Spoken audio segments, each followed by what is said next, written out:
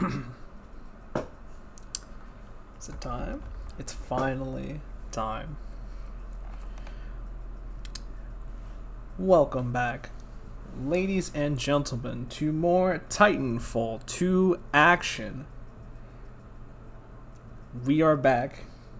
A little bit late to start to the year, but here we are. Still holding strong. Another Titanfall 2 event coming at you. We have a 3v3 Last Turn Titan Standing Tournament event. We got a lot of teams signed up. And now we're going to start off with an old favorite. We have a 360's team, aka The Regime Knows Best, versus Team Among Us. Now, since Team Among Us is the top seed, they are from the EU, consisting of, let me go grab their names real quick. They are consisted of, so I believe Zeri might be on. No, Zeri's the sub, that's what it is. We have Sinos, Providing, and Mayhem. 3 EU players versus Gambare, which is Bernadotte. Basher 360, of course, going to be rocking the North Star, more than likely. And we have Person, one of Xbox's finest, needs no introduction. And an old returning face, MWild0611. MWild0 currently. Coming back from, I believe, his old Xbox days. Wild hasn't competed in a tournament since then. And he decided to turn up for this event. Wild being the sub for the Team Regime on the left. Again, Team Among Us on the right. And right now, both teams are corroborating between picks and bans. Team Among Us has host advantage, so they will play on the London server. Meaning that some of the players for Burns' team are going to be on the back foot.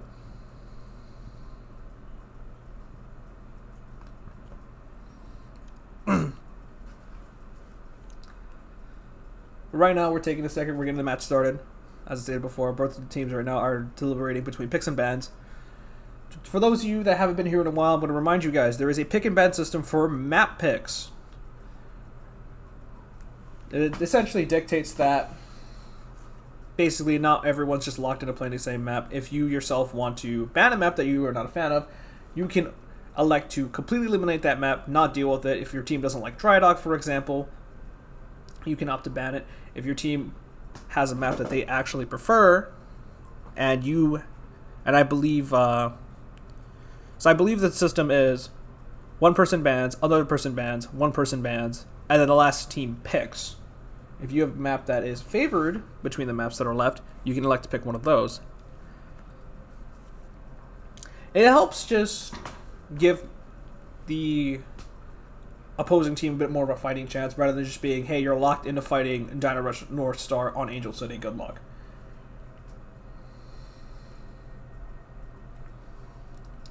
But here we are. We're back. It's been a bit. We haven't had a tournament since December of last year. But now, we're kicking up TBT events again. It took us a bit. We're at the end of April, of course. Had a little bit of a drought. But Titanfall 2 never dies. We still keep going. Right now, I'm ready to see. I'm very curious how this match is going to play out. I haven't watched too much of the EU scene, but they have a very unique style of how they like to play the game. From what I've seen from some of the EU players that come over to the NA servers, they like to play a little bit more aggressively. As well as the console players mainly like to play a lot more tactically and a lot more passively, focusing more stuff on like Titan advantage, more tactical play in terms of seizing the map. The thing with EU PC players is that they have phenomenal mechanics, and we might see some sparks fly once we get into the match.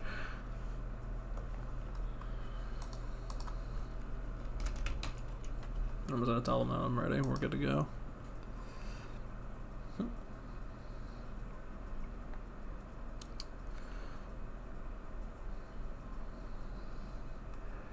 So, here we go.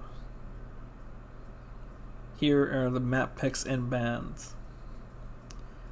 We have the following maps available: Boomtown, Exoplanet, Eden, Drydock, Crash Site, Complex, AC, Colony, Glitch, Wargames. And there you go. As I stated before, you know, they explained the system to them. Alright. They get ban 1.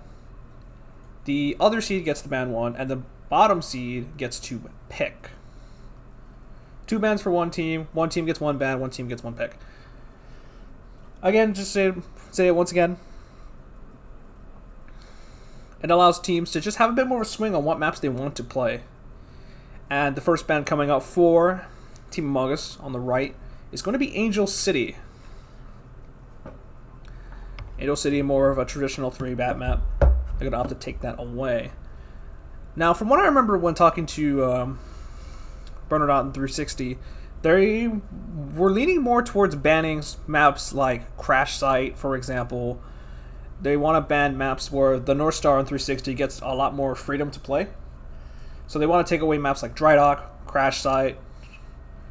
And this is another map that actually kind of leans towards that whole element of not wanting to play CQC. They decided to take away the Exoplanet. Exoplanet, of course, being a very mid-dominant sort of map. Both the batteries are there. One team gets the fast pull, and that map can snowball out of control very fast if that Ronin is not contained immediately.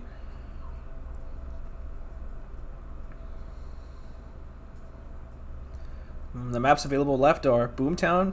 They opted to ban Colony. I think this is an excellent ban.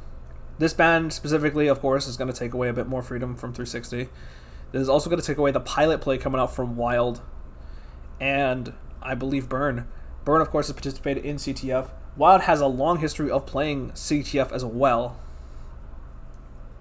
And this also hits the fact that one of the things the console team on the left can play is a lot of tone. They have specifically 2 tone players. Person's a little bit out of practice, but he can run it, and that tone can be a problem if not answered correctly, especially on that hill position. And Wild, of course, has been a long-time tone player. Wild known for playing, of course, the Ronin, the Tone, the North Star, as well as a Legion, I believe. But now we're going to see, what is the map pick? They've got a good amount of maps available. I don't think they're going to opt to select Drydock. I don't think they're going to opt to select Crash Site either.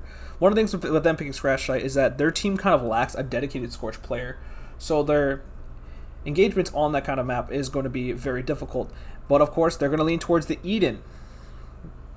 They're going to opt, again, as I stated before, they're going to opt to play towards one of their strengths. They're very confident in 360's North Star. They're very confident in playing the passive style of gameplay. And they're going to opt to just run that tactics into the ground against Team Among Us.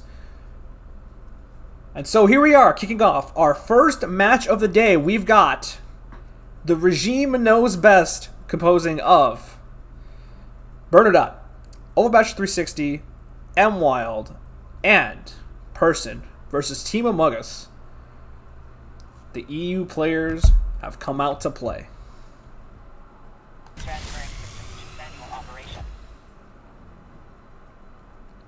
Eden is definitely a bit more of a challenging map. I think this is going to be a very difficult task for the Runins to opt to juggle where they want to be. Especially since I imagine both teams are more than likely going to have a North Star at play. The North Star is going to dictate a lot of basically free damage early on, as well as try to secure teams' early leads. When arriving at 360, we're going to see what kind of early shot he can get if he opts for the hover. Here comes the hover. He sees Mayhem, and he sees Providence. He's going to call up those two, gets a free bar on a Legion, and the Legion's already gone. Wild has been rotated in. Wild's the sub. Bernadette realizes no one's here. He's going to pull the free battery. Sinos. Good job from Providence blocking that North Star railgun. He blocks it again as well, so the batteries from the sides have been exchanged. Wild, however, is going to be on this Tone. He's going to get a lot of free damage onto this Legion. This Legion is slowly but surely being chipped down. This Legion is pretty far, not too far forward, but relatively far enough to get poked by both Titans. This Ronin's awkward spots in mid. Both Ronins now have the engagement onto each other. Ion in tow, of course, right behind. Bernadette taking the 1v2, but again, remember, both batteries have been exchanged. 3 people on Bernadette. Bernadette has successfully held. Wild has core. Wild has the Salvo core in play if he wants to use it. Instead, he's trying to opt to hop down this Legion. The mid battery pull is successful. The Ronin now has 2 batteries. If this Ronin is not successfully contained, it could be a problem. But Wild's going to eliminate 1 on the back end. That Legion is going to fall for sure. Bernadette opting to disengage. He's going to have the Sword Core before Cynos. That's huge. He gets a double hit with the tripwire. Cynos taking a ton of damage, more than I think he anticipated. Wild's going to circle around from the back. He's going to look for this Ion. The Sword Swing tries to come out. 360 has to reload. Can't find the Goose, but regardless, the collapse onto this Ion is good, and that's going to be the end of the round. Team the Regime will find the first victory.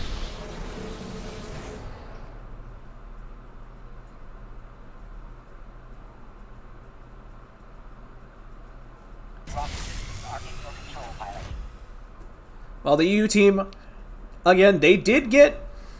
you saw the tactics play. It's just that the Legion kept getting poked down by the fact that there's a toner on the map, the fact that the North Star is also chipping him as well. Ronin came in for a slight harass. Bernadette holding 3 for a very long time. A lot of attention was focused on a Bernadette. They weren't able to collapse and get the kill, of course. And meanwhile, on the back end, the Legion falls. Because the Legion falls, it's a 3v2, and they start playing to their strengths. Meanwhile, this time the Legion opts to hold the gun shield. This is before the railgun. I'll get hit. Providink is going to anchor for his Ronin again. And tried to find a slight peek shot, couldn't find it. Meanwhile, the opposite end batteries more likely have been exchanged. Wild is looking for this Legion. Sees the Ronin. More than likely, multiple members on this left side. Legion has not been pinged. Some light skirmishes taking place right now. Bernadette, we're going to see what he sees. The Ronin opted to phase in. The Ronin is trying to collapse onto this Tone. But now it's Burn the one in trouble. Burn getting shot by 2 members. Melee to Ton lost a little under half. 360. Thankfully makes it down the hallway as well. A little bit of a gutsy rotation. Meanwhile, Bernadette again playing aggressive, but he's getting cross-shot by the Ion, the back end. The Ion's actually really far away. They can opt to look to take this engagement, provided that one of the members is close to core. Unfortunate Arcwave eat, and that's going to be the call. The Wild rotating up, taking point for his team, gets a Doom on the Ronin, gets locks on the 2. He's going to opt to fire all the rockets all at once. Gets a good amount of damage, but doesn't find the salvo core. Wild probably really close to core right about now with all the harassment he's been doing. 360 going to see if he can find a nice bar of damage. No, opts to reload. Meanwhile, Bernadette has a sword core because he went to go pull the battery. He's sword coring in. He's going to definitely get the Legion, but on the opposite end, it looks like Wild has completely died. It's on his Bernadette to get this other kill onto this Ronin. There's another sword core back for sword core. One swing is good. Oh, the rip is even better! Bernadette does get the rip, but he's going to likely have to take an eject because he's going to get shot by this Ion. Going to have to disembark. No, he actually gutsily holds the sword block, but then after that, he panic ejects, I think. He could have had played Titan advantage there, but now it's going to be on the 360 to find damage onto this Ion holding Vortex. Unfortunately, can't find it there. Providink, he's opting to run away. I think this is a smart play. They have 1 minute to find a railgun shot. If not, oh, they're going to have to find a lot more than that. They're going to have to find maybe a flight core. 360 still has the flight core. This battery might be able to give him it, provided he's done enough damage throughout the round. Still doesn't have it. He has to find this next railgun shot or bust. Doesn't find it. Laser core's now in play. If he opts to take the flight core engagement, he might lose at this position, depending how much Providink gets laid down. Nice shot through the middle barricades there. That's huge. Providink trying to vortex for his life. He's trying to kill this pilot. He has to pick between holding one angle and getting shot from another. Nice dash shot for 360. Doom for Doom. However, pilot does enough work. 360 comes in with the cluster missile and barely takes it over Among Us.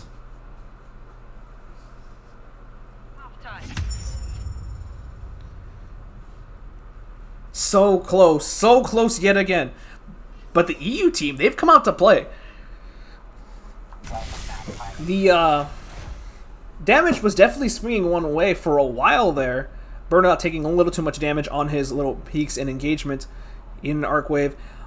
On top of that, they did make the call to push, but the push wasn't as clean as they wanted it to be. The Ronin opted to pull the battery. Ronin thankfully does get the battery. If the Ronin sword core fight swings the other way, we could have been looking at a very different game. Wild now is going to be on the Tone. He's going to go up to this left side.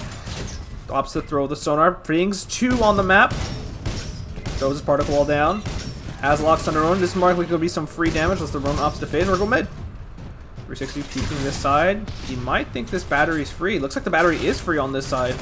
So instead of bat for bat exchange, it's just going to be an outright bat free for the Xbox team.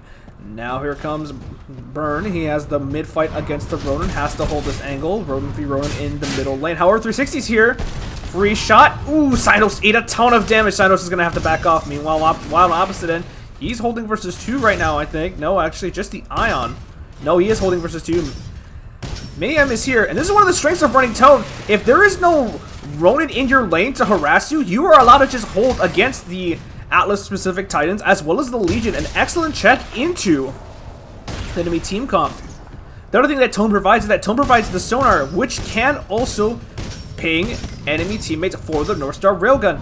Mid is free. They opt to take that. Wild is going to safely disengage with the turbo engine, and meanwhile, it's 2 bats, 2 full health Striders against the hurt team of Among Us. Bernadette casually taking space. 360 has the flight course. Cynos has taken the eject. That's already 1 down. It's going to be a huge climb back in. Thankfully, Cynos makes it down. But 360, he's going to come in with the flight core. He's going to outright delete the Ion. Ion's deleted. Legion, the last one left. But even then, it's not enough. The regime knows best. They're going to secure a 3-0 for Eden.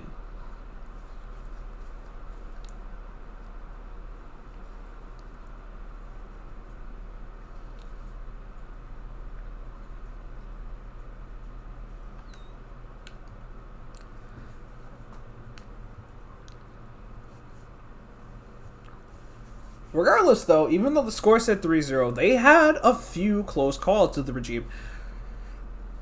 Their first round could have definitely, potentially went either way. But again, the chip on the Legion was really good. They eventually collapsed onto the Legion and getting the pick and then just snowballing from there. Very well done by Wild. Again, this Tone is giving them such a hard time.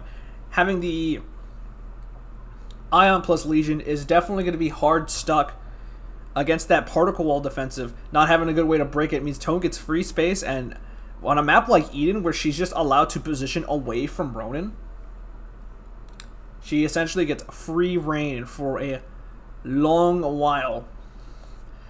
The push on the second round was a little bit sketch as the damage diff started to churn towards the regime, and the Sorcore fight, thankfully Burn clutches it out.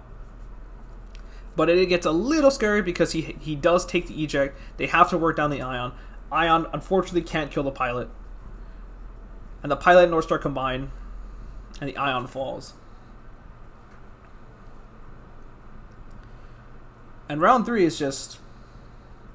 Again, that's one of the things with the map, is that Ronin has such a hard time just establishing where they want to be at without getting shot at by a Northstar Railgun, a Legion power shot. If someone else is in a slightly different lane but close enough to mid, you're looking at getting cross-shot, and it's going to hurt. Cynos tried to take the fight versus Burn, thought he had an isolated 1v1, but the Northstar in the opposite lane lands a really good railgun shot, ends up meleeing the cluster missile, losing almost all of his health instantly. That is the price you pay as a Ronin main. Meanwhile, his teammates, of course, are just getting anchored out by the Tone because they have no answer to Particle Wall, and it just all goes downhill slowly but surely. The battery secures, of course, go the way of the Xbox team. And since they are the ones that have the full health, they take the fight. Flycore comes down, end of the game. But they're going to opt to pick Boomtown.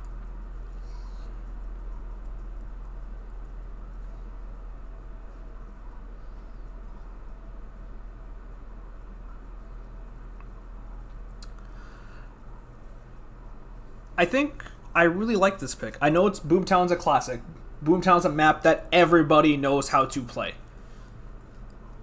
But the reason why I like this pick for them is because while they have struggled with the map control aspect, we have seen that they know how to play as a team. Their Ion Providing, I believe, has been anchoring out for his Ronin teammate. The Legion and the Ion, of course, fighting together when they're put in a situation where they have to. So I think that this potentially could work out a lot better for Team Among Us.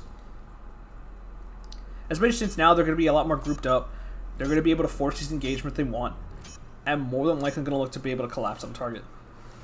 But I wonder if they opt to sub in either Wild or Person. It's going to be Wild still coming in. They opt to still sub in Wild. Again, as stated before, these matches are taking place on the London servers, meaning that Wild is actually just right there. Doesn't have to deal with 200 ping, so he's more than happy to play the matches out for his team.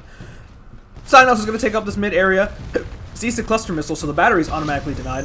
He runs straight into the tone. He's going to opt to phase in. He's going to go fully aggressive on the Wild, but he's going to eat a ton of damage. I think he got shot by multiple members, and he's almost not doomed. He ate a ton of damage from Bernardo as well.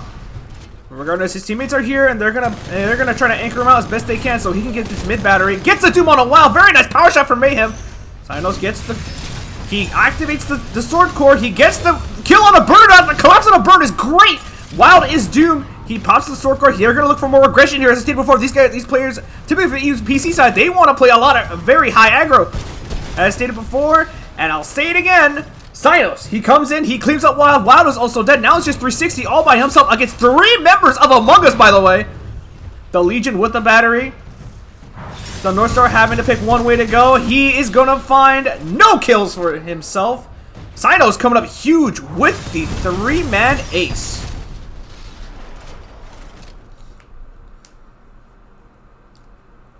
Even though that engagement started out sketchy where Synos lost a ton of health immediately, his teammates are there and they follow up on his push.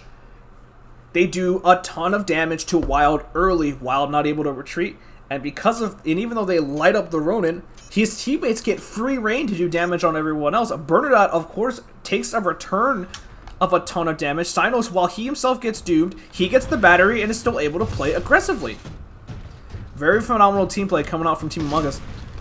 And they will secure the first round for Boomtown. We're going to see how it keeps going.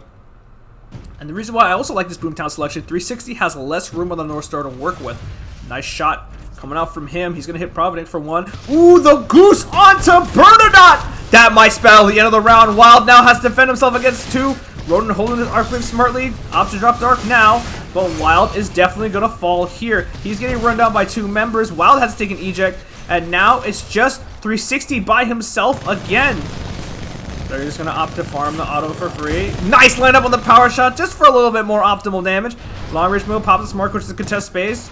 He's not going to run into the North Star here, but 360 about to run out of options relatively soon. 360 has the flight core, but he's juggling 3 members. Only so much places to go. Pops the flight core, but too many guns in the air. That's going to be another round for Team Among Us.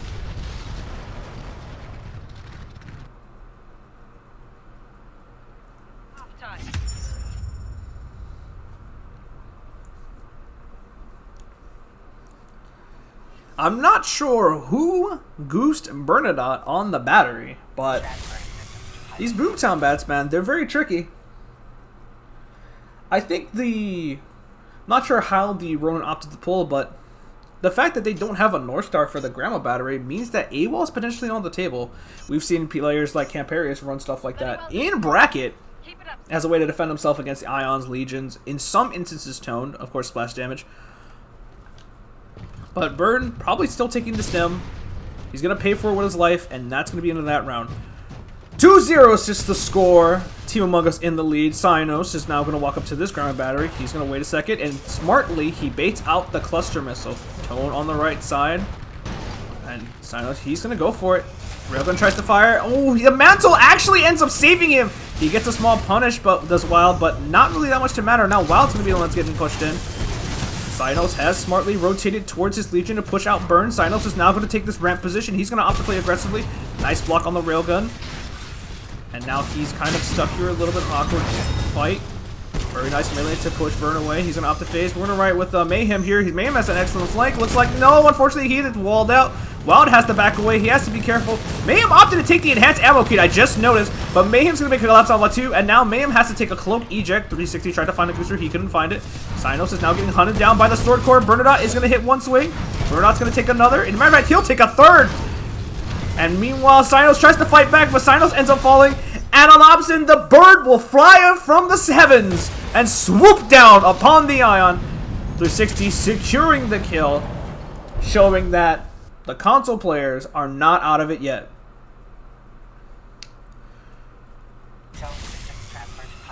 Team Among Us, all they need is one round. One more well-played round.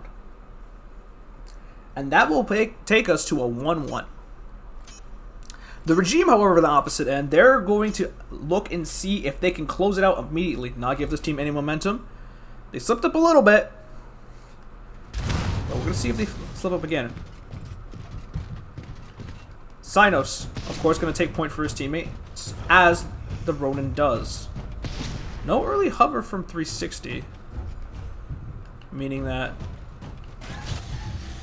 there's going to be no North Star hover railgun. Probably playing around that Legion very carefully, but the battery is seized. Has been spotted. Laser shot from the Ion is good. Ion's holding versus Bernadette. Great shot from 360, punishing the Ronin for overextending. Tone coming up on the right side. Now the Tone is going to find face-to-face with this Ronin. Going to be a great harass coming out. Ooh, the 360's North Star is right there, doing a ton of damage to Synos. Synos in a bit of a hard spot. The Legion has been chipped down as well, but however, he does find the battery and doesn't get doomed. Potentially another breath of life for this Ronin player.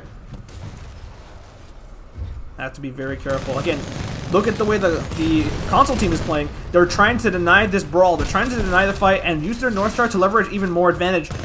But it's a little sketch. Wild is the target, but he has the particle wall. Again, the Legion Ion not having the ability to break the particle wall allows Wild to position freely on the sides. And meanwhile, Bernard, he gets the sword core. He misses one swing. He misses even though he may have missed another. The kill is great. Providence pulls the battery, but meanwhile his entire team falls, and he himself will join the list of victims. 2-2 is now the score. The console team fighting back. And we can see the adjustment.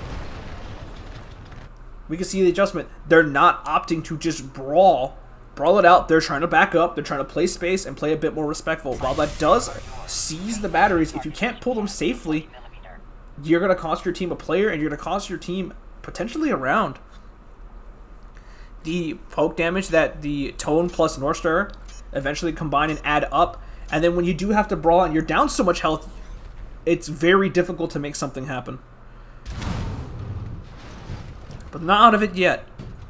Final round here on Boomtown. We're either going to go to a 1-1 or we're going to go to a 2-0. Synos on the runner opts to go towards Rubble. He's going to see if he can opt to find Burn. Burn doesn't opt to pull the battery, which I think is a very smart call in these 10 situations.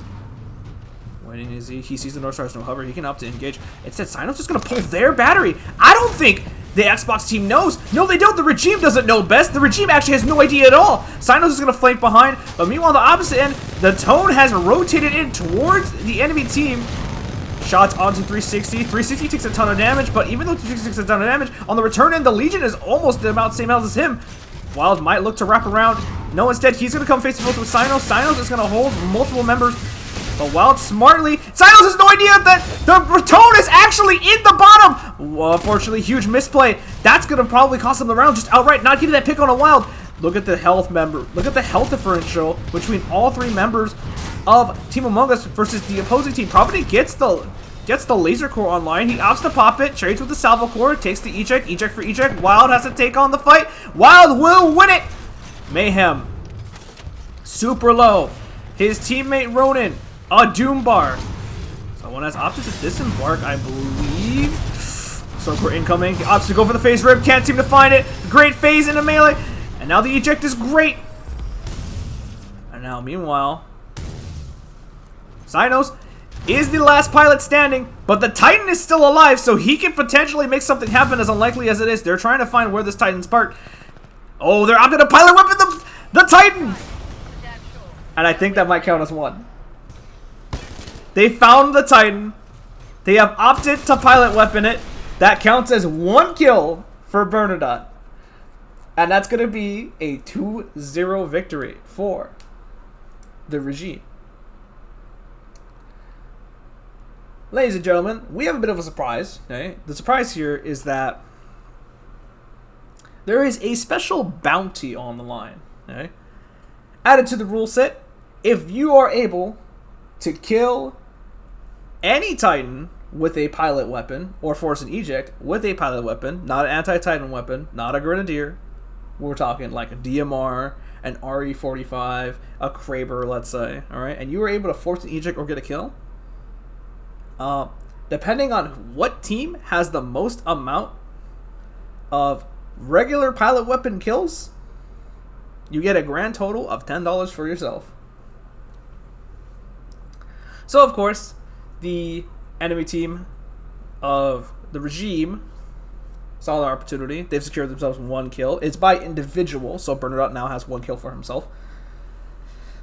And that is going to essentially potentially guarantee him $10, provided someone else doesn't beat them to the punch. But that's going to be the end of our first match. We're going to go follow along with the regime as we are waiting for the winners. I believe we are in the winners semis of the bracket. I'm going to see who their opponent is between the next 2 teams.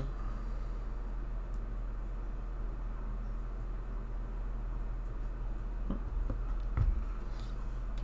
going to go check in with our bracket real quick.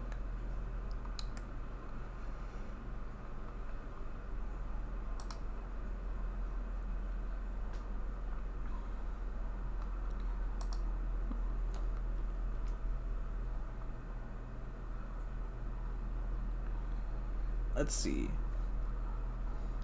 On the opposite end, we are still waiting for, I believe, members only to finish their set. Members only playing on opposite side against the team Triple Threat, and other side of winners, the complete opposite side. Just some little guys have a bye for themselves, but they are waiting on the match between Terrible Trio and the Malicious Mergers. To mention some other names we have in this bracket, of course, we have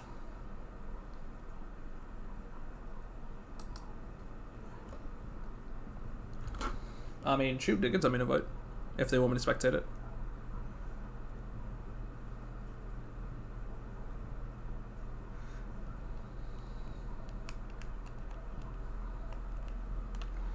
On the opposite side, I should back to what I was saying. On the opposite side, all right, some names we have, of course, in the tournament I should mention. We have, of course, Nightfire playing in the bracket. We've got, of course, Benny, S-Gamer, Nookie Clunk, team members only, making a return. We have Linus and Ronan the Ronan. And, of course, we have All Caps, No Gaps playing with Rifles. So we've got a bunch of talent in this bracket, a grand composition of 7 teams. 7 teams for a 3v3. Shows Titanfall 2 is definitely still alive. Like, it's kind of wild to me that we have at least 21 unique players still playing this game in 2025. This game is coming up on the 10-year anniversary, I believe, next year. Unreal to me that some of us are still playing this game and we still have new players coming in. The game never dies, and the people will always keep it alive. As stated before, we're waiting for the other side of winners to conclude, and then after that we'll get it underway. Potentially either going to be Team Triple Threat or team members only up against the regime. They just took their first match 2-0. A little bit scrambly towards the end, especially with the 2-2 on the Boomtown, but it matters that they got the W, and of course they got the Titan kill with the pilot weapon, securing themselves potentially $10, so that way they can get themselves at least a little bit of money. Something we thought of doing here at TBT was we decided to have mini bounties, just so that way players, if they want to opt to do something a little bit more fun, or if they want to opt to secure themselves a little bit of cash, they have an alternate way. They have basically what I would consider is a, quote, alternate win condition for themselves. It's not much, but, you know, $10, that's potentially lunch.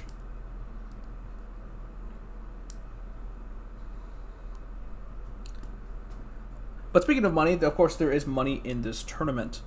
I believe it's $75 for first place.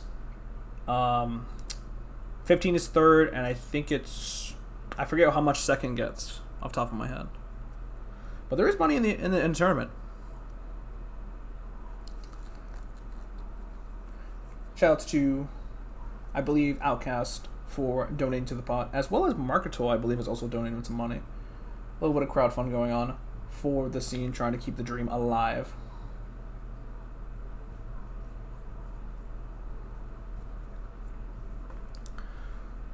Regardless, ladies and gentlemen, let's say before, we are waiting for our next game to start. So we have a little bit of downtime. If you would like to take a second to drink a little bit of water, hydrate, or maybe ask me any questions. I mean, I'm here. You got something that's LTS related, or you want to know when the next event is. We plan to do more events in the future. I remember someone earlier was asking me specifically if we could host a PS4 event. And all it is just generated interest. You know, as long as enough people show up, we can host them for a specific format that people want. And we can go from there.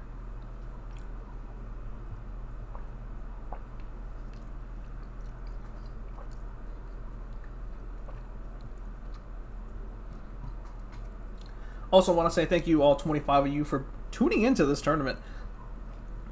Just having people here just makes it a phenomenal time. Just the fact that we have people watching the game and still taking interest in the game is phenomenal. I've stated before and I've stated many times, we've had a bit of a drought for a little bit, but now we're back, helping to kick things off and keep things going in full swing. More Titanfall, more LTS, more crazy moments, more hype stuff.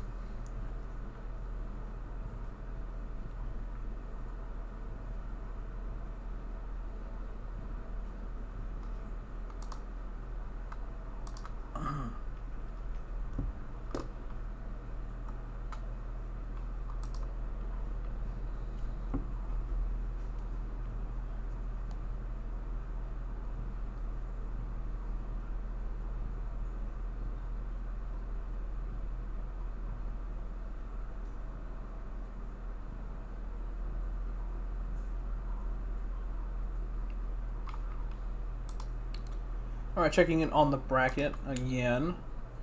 It seems that the malicious mergers have beat the terrible trio.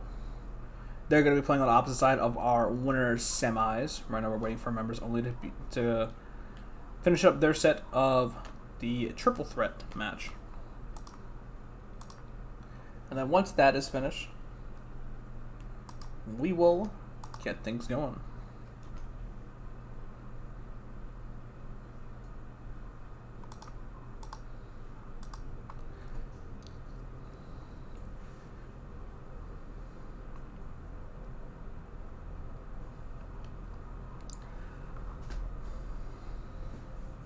I just want to say I miss this. I miss watching Titanfall 2. Apparently on the opposite end, somebody has killed somebody with nuke eject. People will run anything.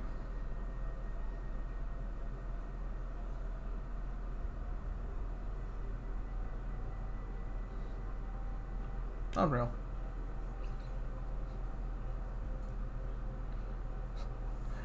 Apparently it's Snow Wars on S Gamer who got it. Unreal.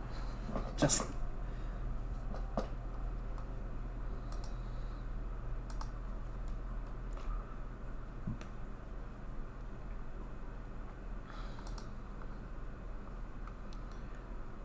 I'd hope S Gamer had a gun shield up and wasn't ready for it.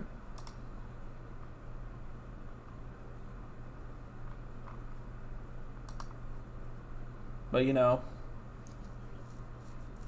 you never know with these, with what's going on. There's always some chaos happening. I should have mentioned those earlier. We're in 3v3. We're in my favorite format. Enough chaos, enough tactics. You know what I mean? Fours is definitely the most chaotic mode. And of course, fours and fives, I should say. But fours, of course, being the most chaotic, typically format that's run in a tournament. Just so many things happening. Explosions everywhere. Ronan can only be in one lane, and it's just like, good luck. Gun shield after pushing on crash site? Yeah, that sounds right. Put up the gun shield, can't sprint away. Gotta hold that.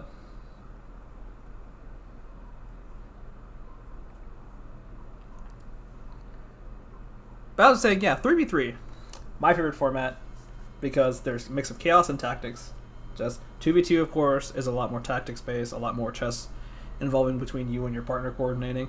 1v1, of course, is very matchup dependent. But there is, of course, the element of player versus player, specifically.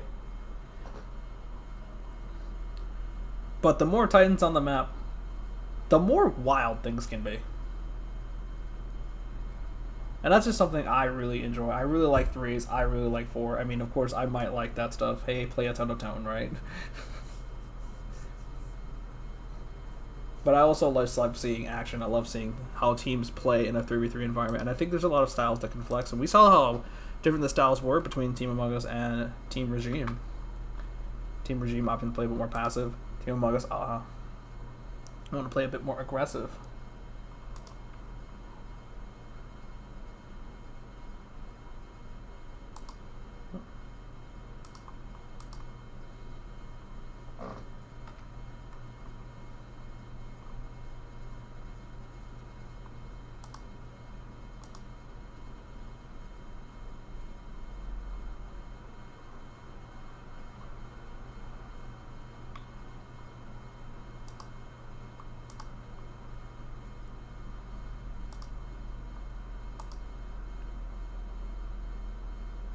I'm also surprised members only is opting to play Crash Site.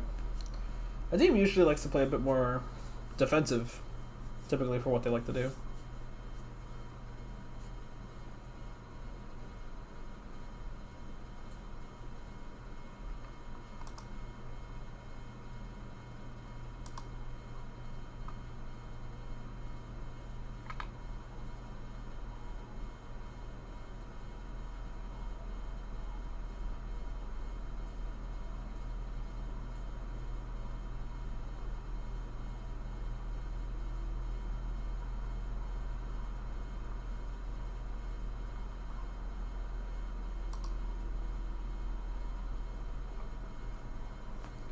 How does one play North Star on Crash Site?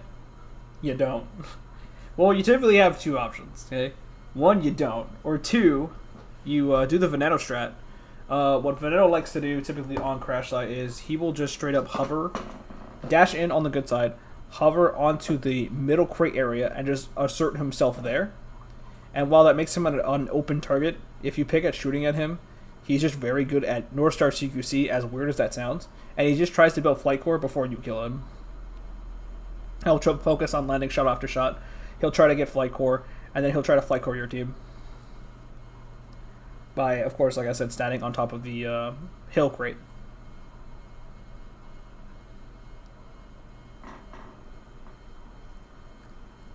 It's not a very common strategy because, like I said before, it's one of those things like you genuinely shouldn't do it. North Star's, of course, not very good there.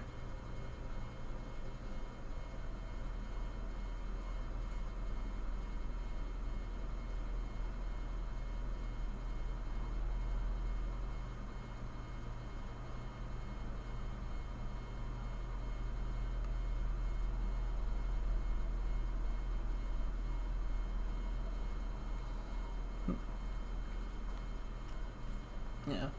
Typically with Crash Site, it's just because of how close-ended it is. If you get essentially a wide damaging core, you just kind of can't win the game. That's why Scorch is so popular, because of how enclosed Fighting Hill is, shutting it down like specific lanes or specific areas because of how close the battery is.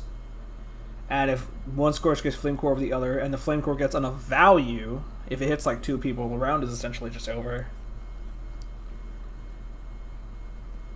And typically, and of course depending on team size, you're not really going to want to core target the Ronin, because your Ronin is usually busy with their Ronin. But typically with the North Star, provided they get the flight core, they're going to want to flight core the back line and just take one of them out of the game, potentially, depending on what the team comp is.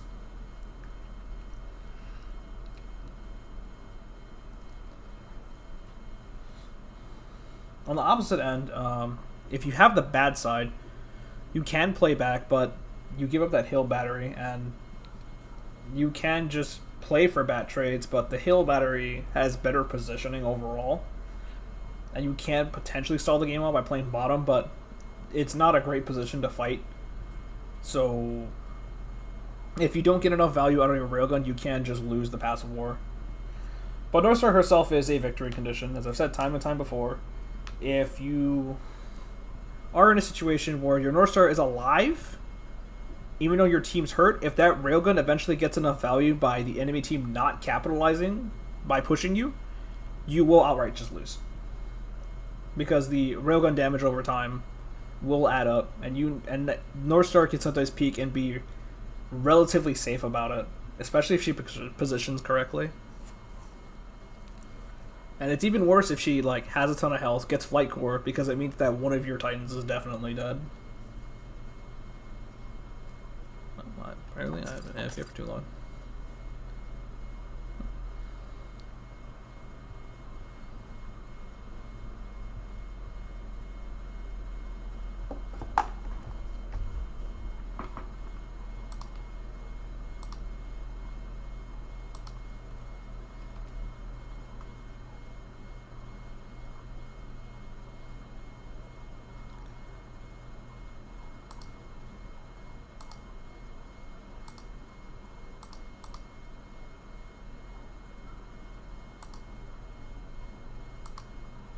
Still running North Star? I mean, I remember.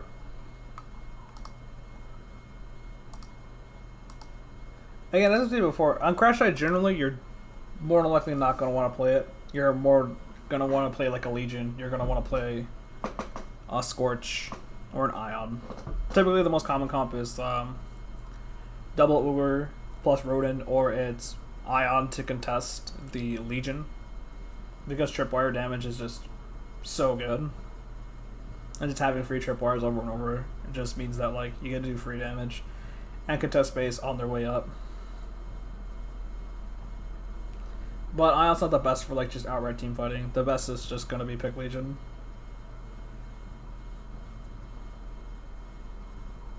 Or run Scourge. Yeah, that's pretty common. Yeah, Vortex is like a whole deal to like figure out how to deal with. Because just even like top level players, like Vortex as it comes up is pretty much unreactable. You just have to guess with it and try to make the Ion either reflect something and then punish the reflect, or have them turn around and deal with something else and then you shoot.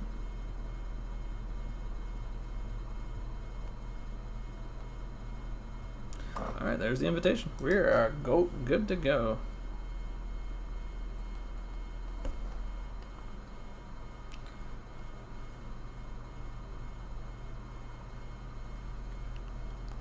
And here we are. Winners, semis.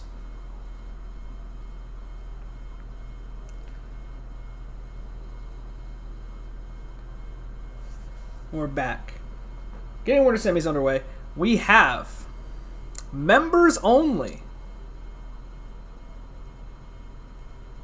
against the regime. Members only coming off, I believe they won the last tournament, the one at the end of the year last year, consisting of Bennyfly, S Gamer, and Nookie Clunk. Nookie Clunk, a phenomenal tone in his own right. S Gamer going to rock the Ion Legion, or potentially whatever flex spec his team needs, he fills that role. And a similar style the way that Person plays. And Benny, of course, going to be rocking the Ronin for his team. Has of course cleaned up his Ronin, has been hard grinding it, and he's here to make another statement for another bracket. The first ban coming out from team members only going to be Eden. Whether or not they saw that Eden game where 360 had free reign, they're gonna have to take it away. These two teams have played a ton of scrims, so they know each other's playstyles. They know what their rosters are capable of. It's going to be a very, very intense and close set.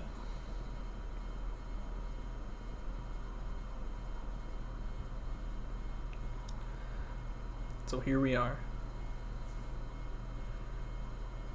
Picks and bans might decide the set. Members only has a few maps that they are very strong on. I think one of their best maps is Complex. From what I've seen, they've got a ton of success on it again and again. Maps where they're allowed to just play defensive and hold. And just allow support rotations with Bennyfly. Bennyfly, phenomenal at rotating between positions and essentially helping his teammates when they are in trouble and helping them build themselves space. Speaking of people who have phenomenal positioning, Nookie Clunk. Nookie Clunk rocks the Pulse Echo Turbo Engine combo 4-tone. And he puts him, and with his how tight his micro movement is, he is uncatchable, it feels like, in some instances. And his damage over time really adds up. He's hitting the 40 mil shots. He's landing the multiple sonar pulse bangs. And it's complemented by S-Gamer. S-Gamer are either rocking the Ion, the Legion, opting to peel for his teammates in their own way. That's the thing with this team, is that they play like a coordinated unit. They spend a lot of time playing together. They play both CTF and LTS together. And they are definitely a top-rated team in Titanfall 2.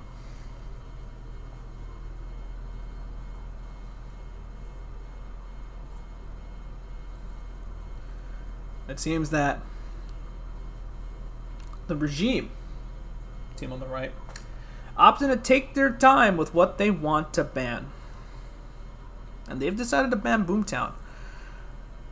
The one thing is that if they do opt to pick Colony, I don't know if that would be a correct pick for themselves.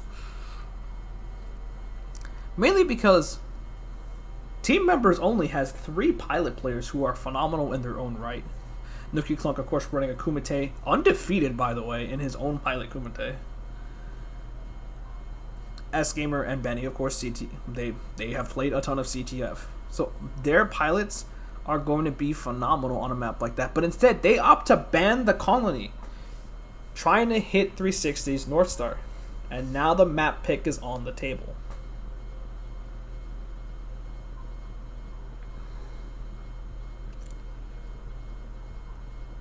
I don't think they're going to pick Crash Light or Complex. They're definitely not picking Dry Dock. So it's going to be between War Games, Exoplanet if they want to flip that coin, and AC. There is a lot of tension. And they opted to pick War Games.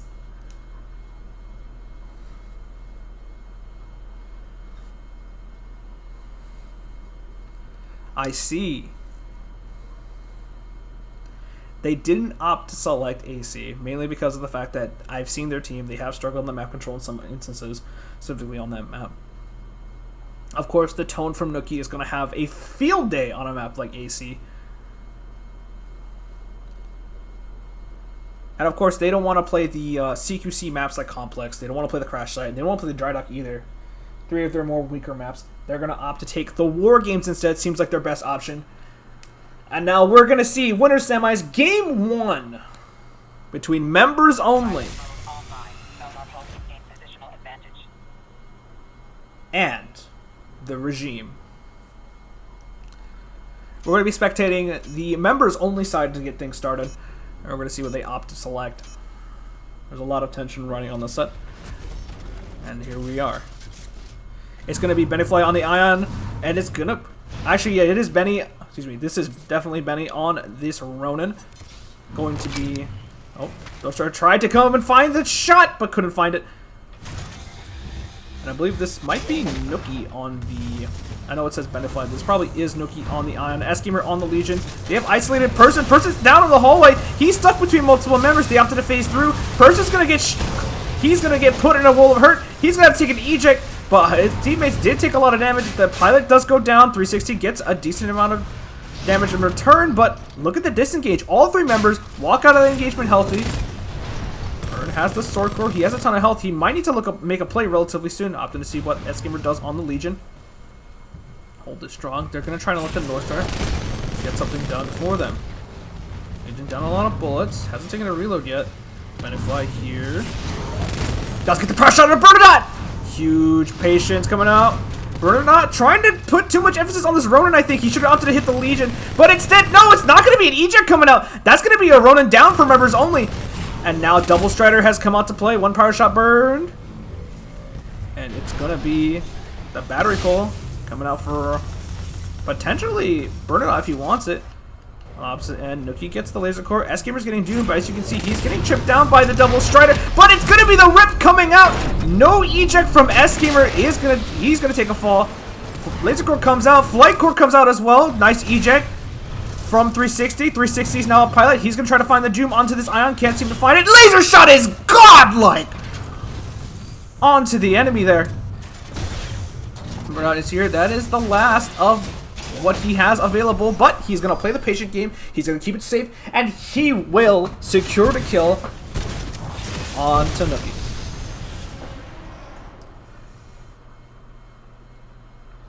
What a phenomenal 180 laser shot on the pilot. 360 tried to fish for the Doom, couldn't find it with the first charge rifle shot, revs up the second, denied. And as I've said before, okay? If Northstar is allowed to live, she can eventually swing the round back. The Striders on the Regime side, both still relatively healthy. Members only, of course, they slowly get chipped down. They find a pick on a one, but the most important thing is that members only didn't really get their ejects. The Grav Star here is to disrupt any cluster missile placement and potentially any further aggression. I like this adjustment. It's one of the recent optimizations the players have been making. Opposite end. It's going to be Bernadette getting a ton of damage onto S-Gamer. S-Gamer opting to use both his power shots, and Burn takes a very minimal of damage to get out. S-Gamer taking more damage. As you can see, it's just like the other game with Team Among Us. They're opting to just chip down this Legion. Burn has a sword core. He can look to be aggressive here. 360 a bit too close for comfort. 360 makes it across. And meanwhile, on the opposite end, it's going to be... Looks like Nuki Cloak has fallen. Person is fighting in the spawn, by the way. Person takes the eject smartly. I don't think Nuki's going to be able to find that eject. S-Gamer is also up. Harass on a burn. Thunderbolt. He sees the pilot from Person. Doesn't seem to find it. Person is probably going to take the 1v1 here with the pilot, but on the opposite end, it's going to be Nuki versus Benny. Tries to find the rip. Can't seem to find it. Expended the last of his energy. Nuki fighting in the 1v2 for his life. But instead, they're going to opt to just rotate away. They're going to opt to play Double Strider. Very nice block from Bernadette. If he actually gets killed here, it could be a very sketchy situation. Ooh, barely missed on that laser shot. Very nice awareness from 360. Both the Striders were doomed. If this laser shot crits, the round might go the other way. A very close round two. The Regime keeping the momentum up.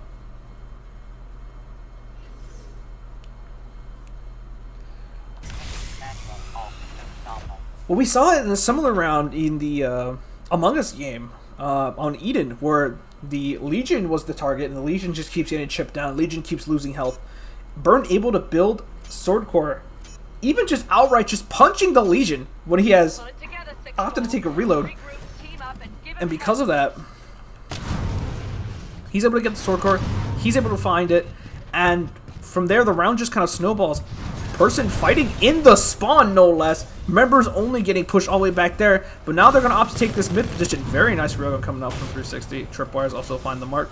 On the opposite end, Nuki Clunk is going to pull the battery. Meanwhile, Benny's going to get mid. And it's going to be S-Gamer holding multiple members. Nice power shot from him. Going to find some damage. But meanwhile, Burnout's in a bit of an awkward spot in front of this Legion. But the Legion has to take a reload. The Legion has taken a ton of damage already. Person opting to hold. Very nice block from Bernadette last second. But again, look, S-Gamer's stuck in a very awkward spot. He's going to get doomed. Legion's doomed. Very nice power shot from him. Trying to find whatever return damage he can. On the opposite end, however, Bitterfly does have the sword core. He's going to opt to phase in. He's going to opt to see what he can make out of it. He's going to try to feel base go burn. Couldn't find it. Arcwave comes out. Laser shot is very good. Laser shot combined. Well, actually, might have been the North Road combined with the road and get the rip. Power shot comes out. Power shot misses the mark. Second power shot does land. S-Gamer's going to be able to defend himself, but regardless, he's the only Titan left. On the opposite end, I think Nuki Clunk got goosed, and that round is over. 3-0 for the Regime.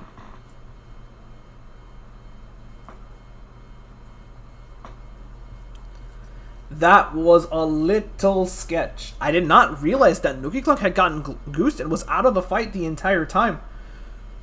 Not sure. I'm gonna guess that was 360 who found it, but even still. Just again, AskGamer's getting chipped down a lot being on this Legion. He has to deal with a lot of things to contest him. He has the Ion by person to contest him. He has the North Star, provided that 360 positions well. There's been a few instances where 360's been a little too far up, but even though he's taken damage, the amount of return that AskGamer is taking, or one of his teammates might take from this North Star railgun, it's going to add up. Out of that, not just the North Star railgun, even when he's the Legion, he's getting chipped down by the Ronin. He's having a bit of a difficult time.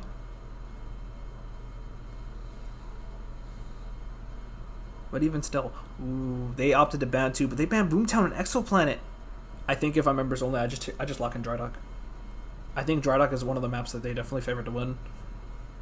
Drydock is...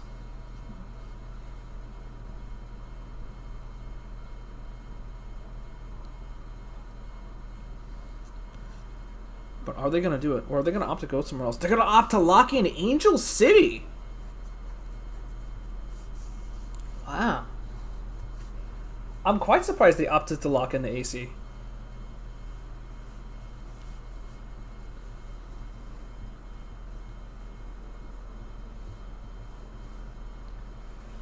Well, Angel City's another map where a lot of teams are very familiar with playing. I think they're trying to capitalize on the fact that in some instances, the regime can sometimes struggle with map control in a similar way that Among Us does. They've been working on it to, of course, correct that weakness within the amount of time they've had to play together before the tournament. But we're going to see if they have fully corrected it.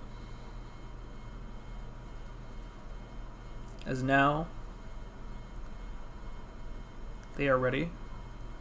The regime taking a second, talking to each other, seeing what they want to rotate and what they want to run.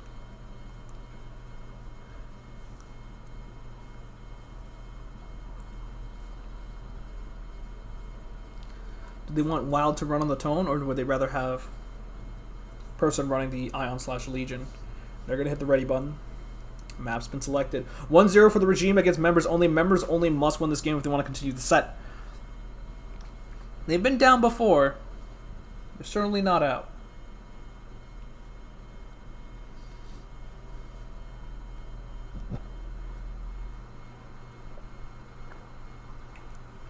And now we head into Game 2.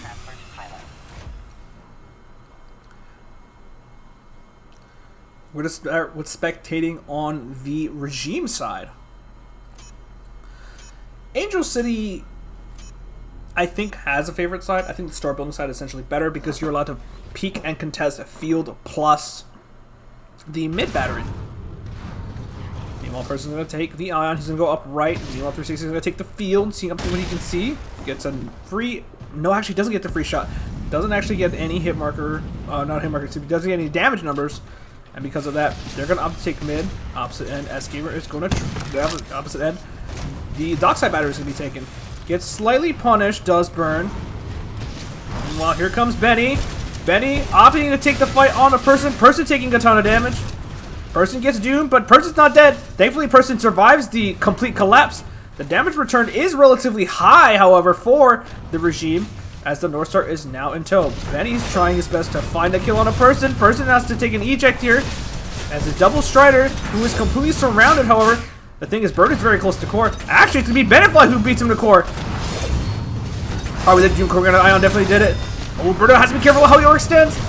However, he does hold very well versus Benny, but Benny actually takes the eject. Very smart play from Benefly. Benefly has continued to survive, and now the pilot harass is going to be super strong onto 360. 360 has to be very careful. He has to fight an Ion and a Legion by himself. But it's going to be AskGamer opts to just back away, bait 360 in, and that's going to be the end of the round. 1-0 for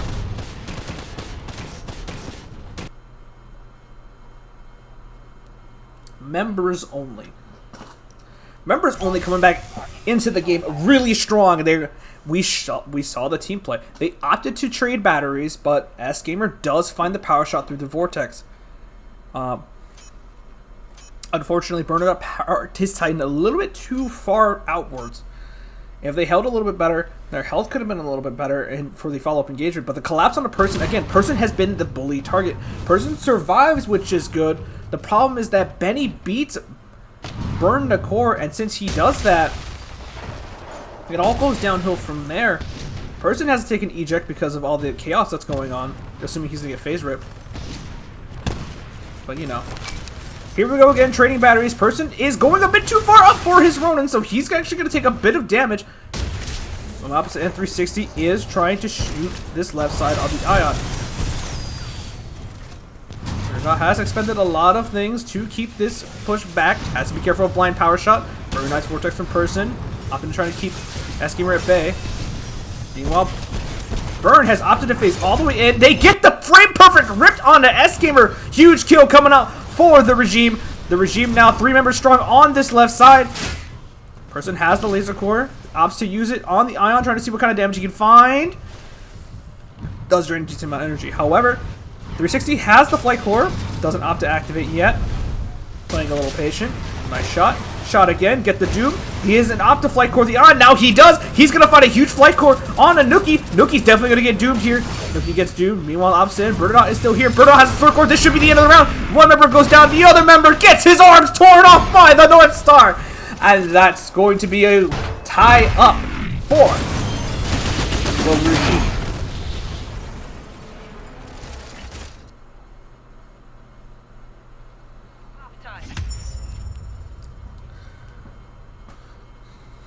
Members only, they try to take the fight on the right side.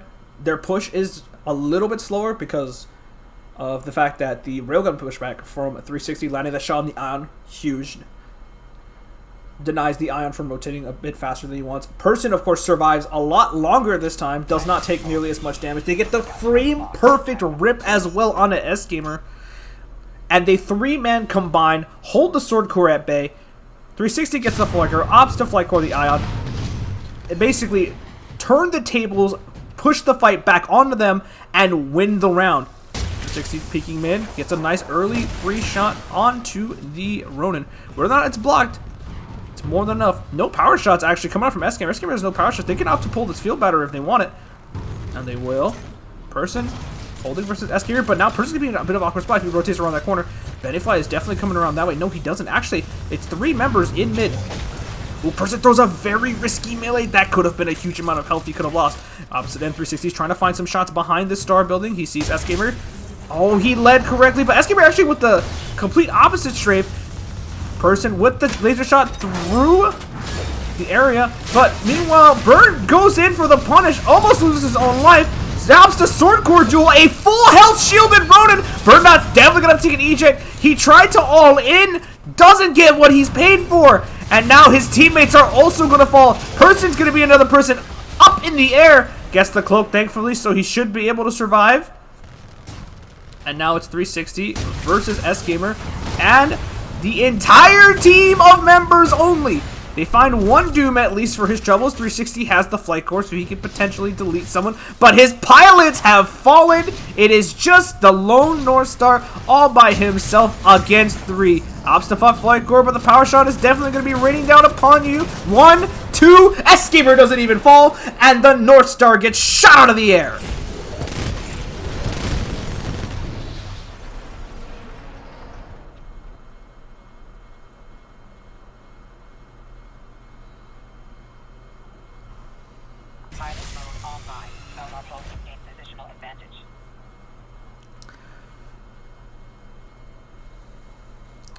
The Regime try to capitalize on the risky pull that Benify made in mid, and unfortunately cannot capitalize as well as they wanted to. Bernadette gets lit up in mid. Person hits a blind laser, but not enough people are there to support. I believe 360 was busy handling the Legion, and the fight turns the complete opposite way. Benny lives, and since he lives, he's able to come back into the round. Bernadette having no health. Bernadette takes a sword core duel, and it does not go his way, of course. And that's going to be the end. Now here we are. Person really low on energy on this side. It's going to be an attack on a person from the Ronin. Very nice. use of his abilities to defend himself. Doesn't have much to his name. As we can see, members only, they are aggressively forcing the space upwards. I don't know if walking up here is the play. Person, you need to get out. The power shot might come through. Person has to take an eject. Instead, they didn't rotate off safely, and now here they are. 3 members of members only is very strong. 1 power shot down. Arc wave incoming. Doesn't find much. Smart core has been popped by S-Gamer as multiple members are peeking the pilot. Betty does get due. 360 has the flight core, gonna opt to activate, gonna see if he can find the kill on the Nuki. Nuki knows he's a target, look at how slippery he is! Has to take the eject, 360. But on the opposite end, Bernadette does fall down, and that's gonna be an Angel City victory! For team members only.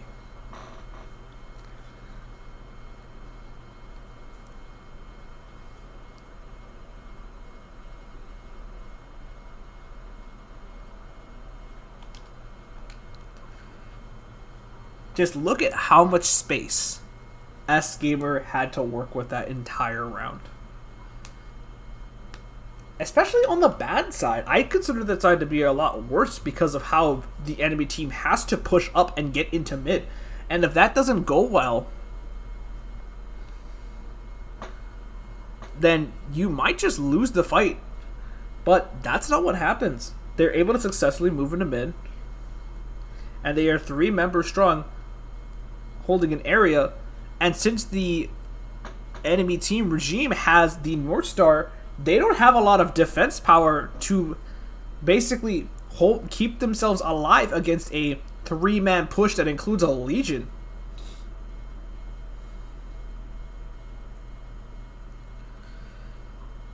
Very, very difficult situation.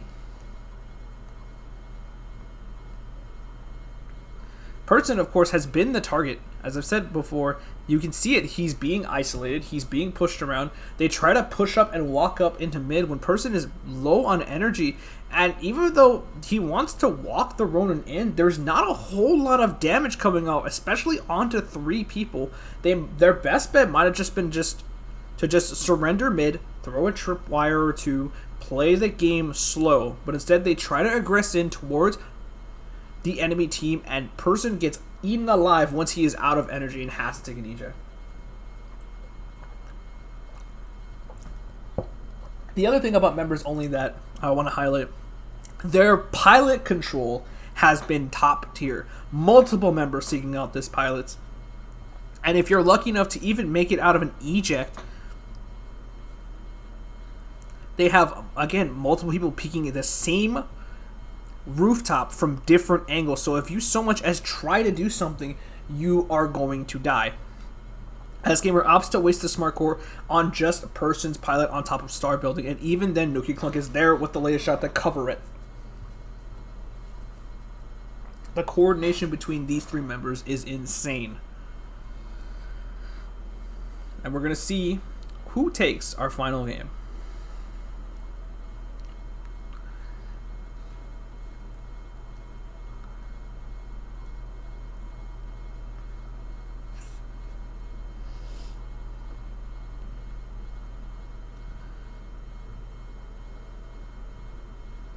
Deliberating between themselves are all the team members of the regime. None of these teams want to go to losers bracket. Making the uphill climb from losers is such a difficult task, but we've seen it time and time again where people have been sent to losers, reset the bracket, go to last game, last round, and still win the tournament. No way. They really selected Dry Dog?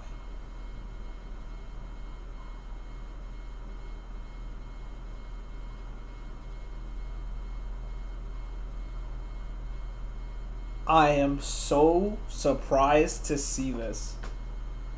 The regime has opted to select a map that they themselves, I don't think, really want to play.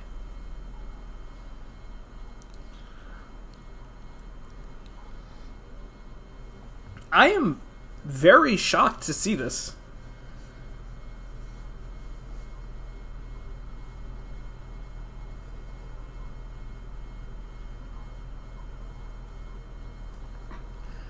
I think they are confident in their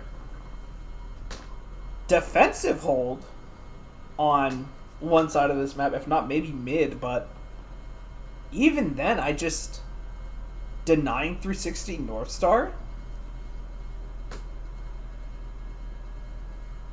But I suppose 360 can also play the Legion.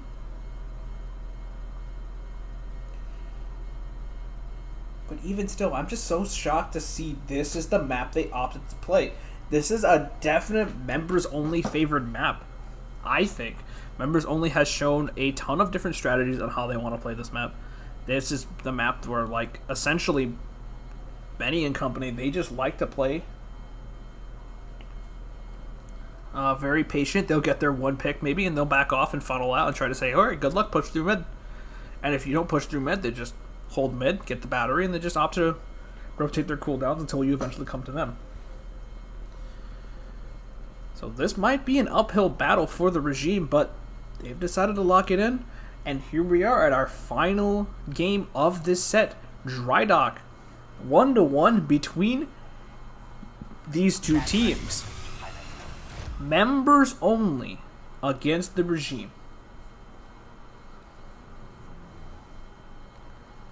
I'm so shocked that we are here, but this is the map they selected. This is the map they feel confident in. They must have selected it for a reason, and we're going to potentially see that reason starting right now. Nuki Clunk going to take a forward position as the battery is going to be secured in mid, so they're going to opt to just completely forgo it. They're going to go for this left side battery, and Nuki Clunk here to cover the full. Covering the hallway, trying to see if he can find a cheeky laser shot in the mid. He does find it, gets a little bit of damage on 360. 3 members, by the way, members only, down in the hallway. That means the opposite side battery is free if they can opt to rotate and pull it fast enough. They still have no idea. They're going to trade 2 for 1, which is overall a net negative for them. So surprised to see 3 members here. I thought there would be 1 member hanging back to make sure that battery on the opposite side would not get secured. Blast on tripwires. And now it's basically like the sides are switched. Nuki Clunk here. Eskimer in the back. He is ready in the gun stance. All 3 mid has been called. And now they're just going to opt to fight with the fact they have 2 batteries. Benefly going to opt to phase all the way through. And he is going to try to tank into person. Benny has Sword Core. Sword Core comes out immediately. It's going to be a late Sword Core from Bernadette. Laser Core comes out from person. I'm not sure what's exactly happening. There's so much chaos on the map. 360 has to take an eject as well. It is going to be an overall 2 for 1 trade. Benefly, the only person left. Not a good trade for members. Only they opt to take the fight. Meanwhile, on the opposite end, Bird is pulling mid. And Benefly is going to fall down. Person didn't opt to eject. He just let his laser core rock. He ends up getting 1. He gets some damage on a Benny. And because Benefly didn't finish off the job, Regime is going to walk with it.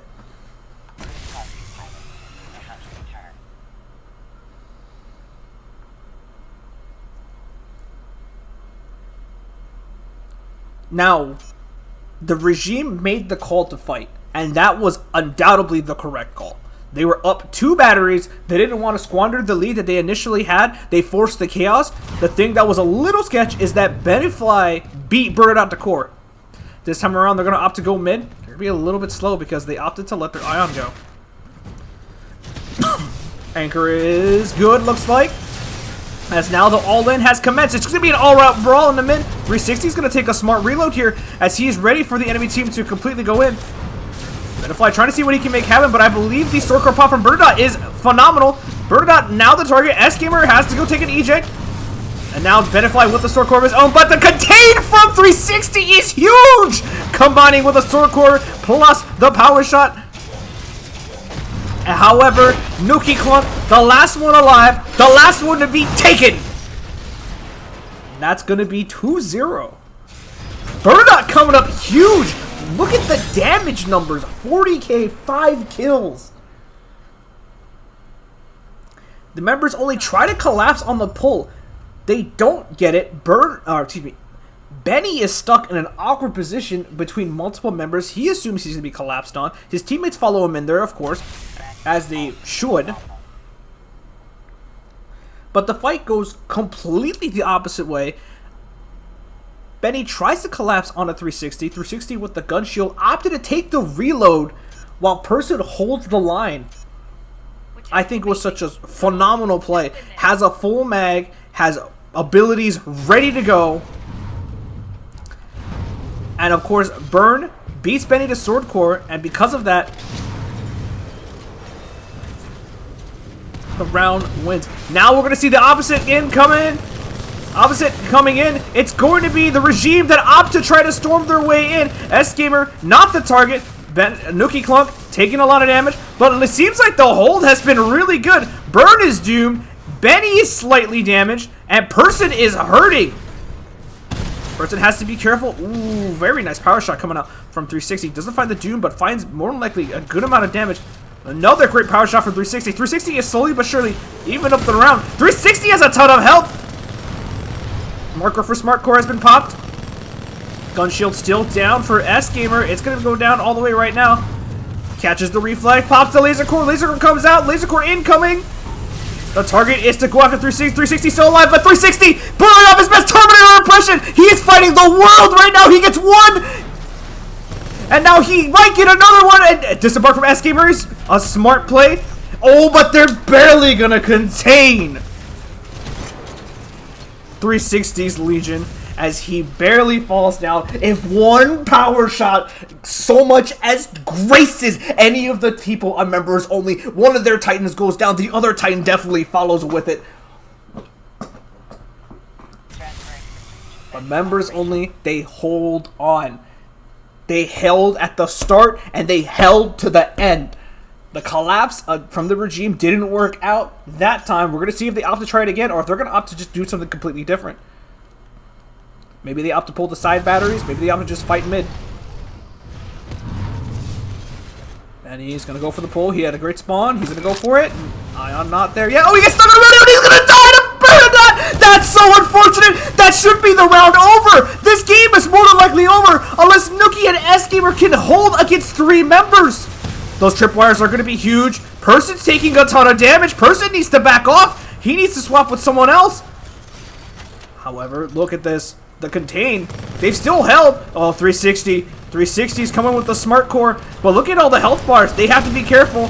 Oh, S-Gamer a little too early. The S-Gamer is going to be forced to eject. Laser Core comes out. Laser Core gets one. But Laser Core can't get everybody. That is going to be the end of this set.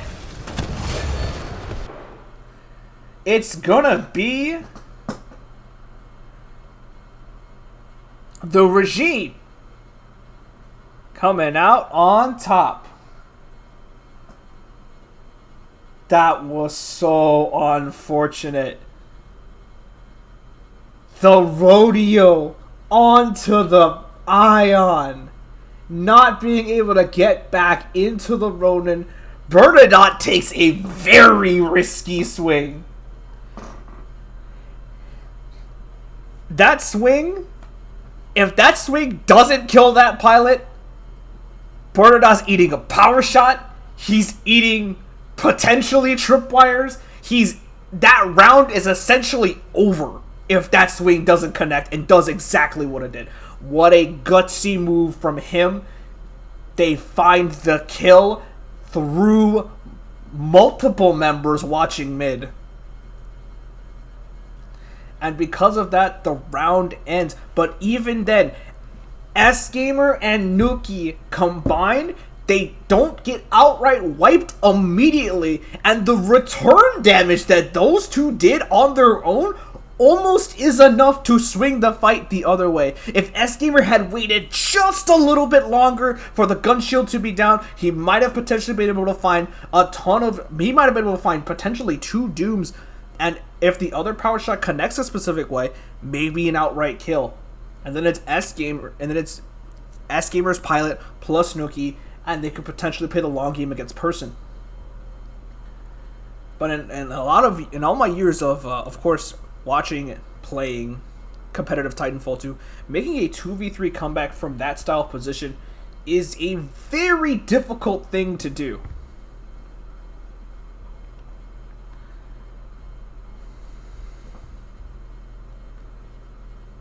But wow, what an intense set.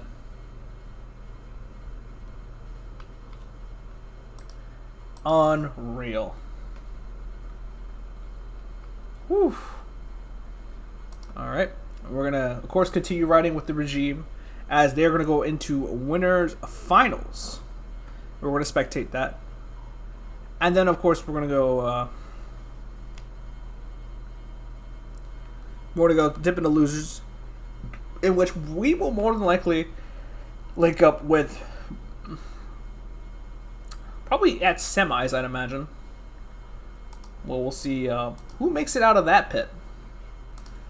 Because even though members only are in losers, we've seen them come back. They're going to have to eventually fight Team Among Us, which I think is going to be a fire match. Provided Team Among Us doesn't get eliminated by anyone else.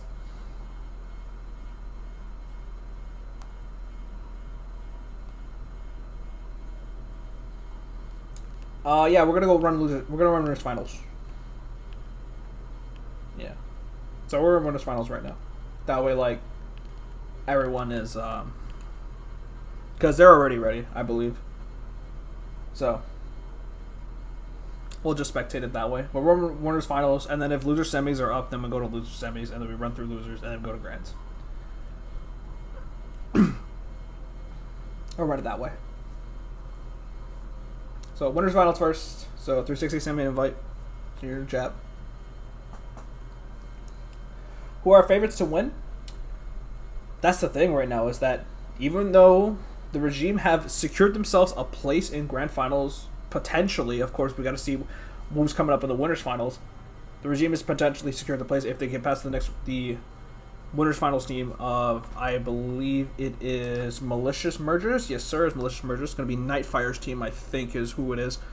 We'll see who the official roster is. They have to get past one more hurdle on that end, depending on, it could be Regime or Malicious Mergers who take the grand final spot.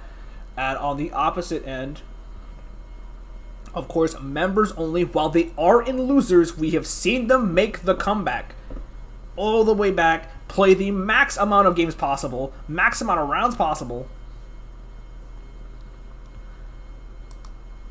And we'll see who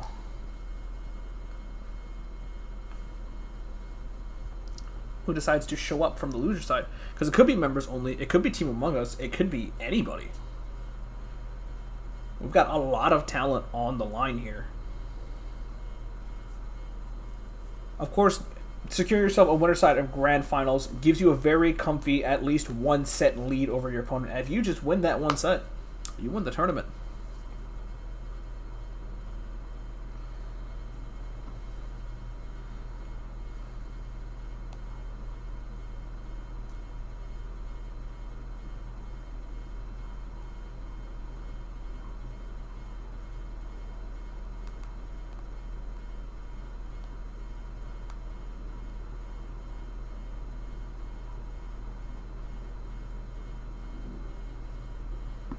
So right now, ladies and gentlemen, we're getting our winners finals lobby set up.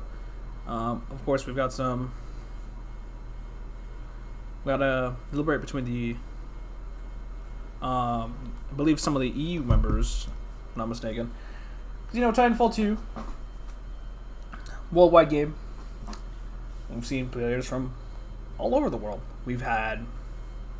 I think of some of the places I've seen players from. We've seen people from the EU. We've seen people from South America, from North American players, of course. Even had me at one point. I played all the way from a magical place called Guam. Worldwide game.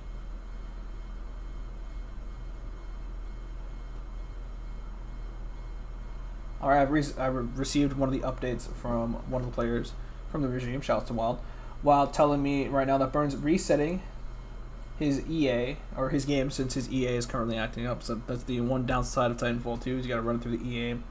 Yep. I see that people are rejecting the fact that Guam exists. I see. Propaganda. 360 going to be the one to invite me to the lobby. We're going to go get in there and get our winners finals underway immediately.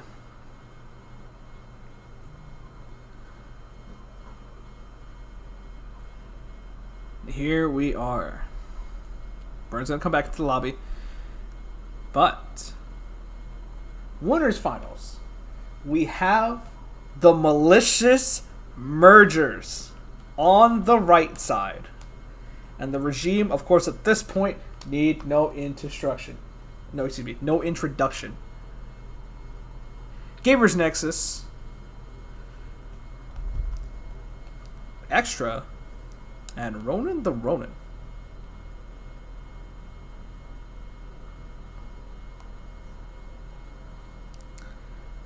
I really do look forward to how this team plays.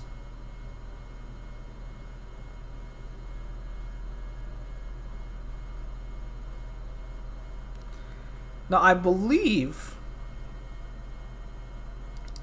Gamers Nexus is Cute Kitty Gaming. I believe that's who that is. Oh, and of course, Nightfire has also made an appearance here.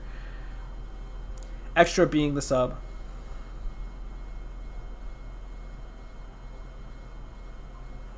For the team. Both these teams opting to have subs. It's a friendly reminder, everybody, how the rules for subs work is that you are allowed to rotate your subs mid-set. So, for example, if your sub has a map that they're really strong on, let's say that Wild wants to play Colony because he wants to play Town, they can opt to rotate in for the specific Colony map pick. Or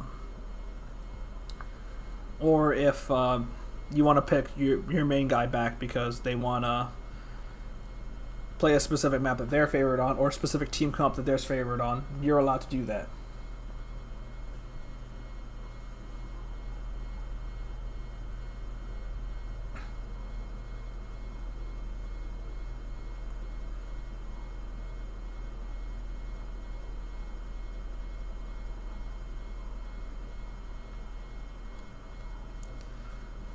I'm kind of interested to see what map that Knight's team prefers to play. They ran some scrims recently, and they were able to give a hard time to the regime. But we're going to see if they can opt to finish it. Now, of course, Ronan the Ronin. I believe they play a variety of different Titans. Cute Kitty Gaming, a.k.a. Genshin, a.k.a. Gamer Nexus.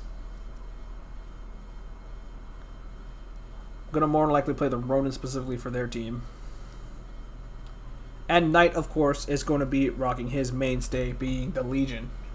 This team has shown that they are more down to be... it's another aggro team, I think, actually. Similar to how we saw our Team Among Us. Team Among Us like to play very aggro and play heads up with fighting, and we saw how they performed on a map like Boomtown. And the first band coming out from here is going to be the Crash Site. Crash Site, again, they don't really have a dedicated Scorch player. The regime is definitely not going to want to have to play a game/map like that.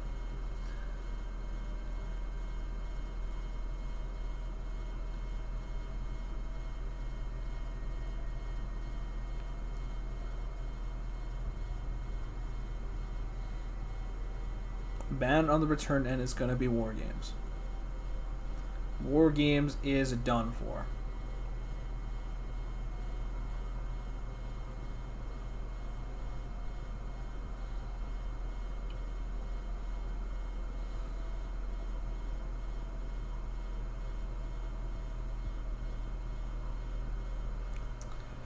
Now we're going to see what map gets picked. I am not 100% sure what map's going to get picked here. As far as I can tell, I don't think Knight's team really has a preference of map. Again, they're going to more than likely want to brawl. Knight and company are a bit more heads up. They're trying to fight and whatnot. Whereas the regime, as we've seen before, they like to contain and play the more slower game. Except on Drydock, apparently. On Drydock, they just decided to just outright fight. They were like, okay, our fight didn't work. That's okay. Let's run it right back. And sure enough, the next time they hit big. And ooh, here we go. The Colony map pick.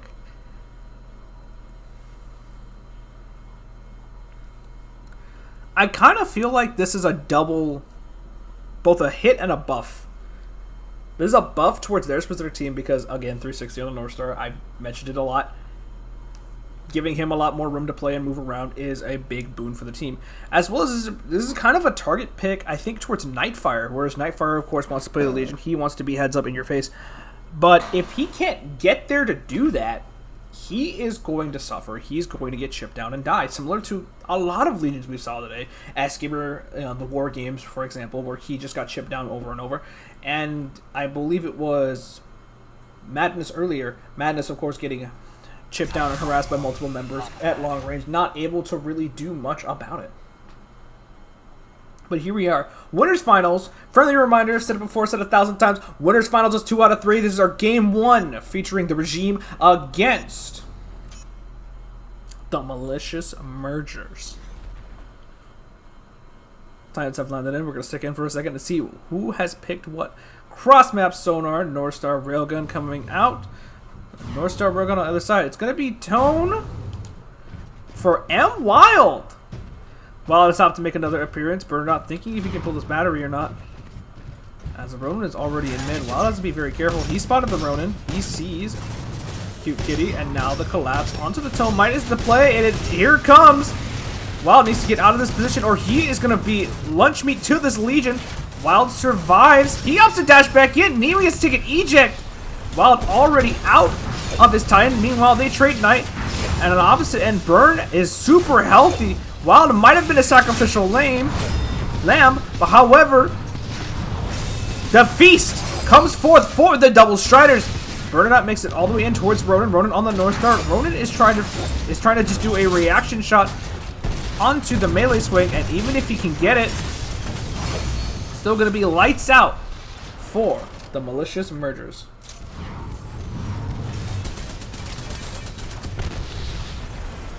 Wild, of course, trying to fish with the pilot kill with the pilot weapon, trying to get himself one on the board.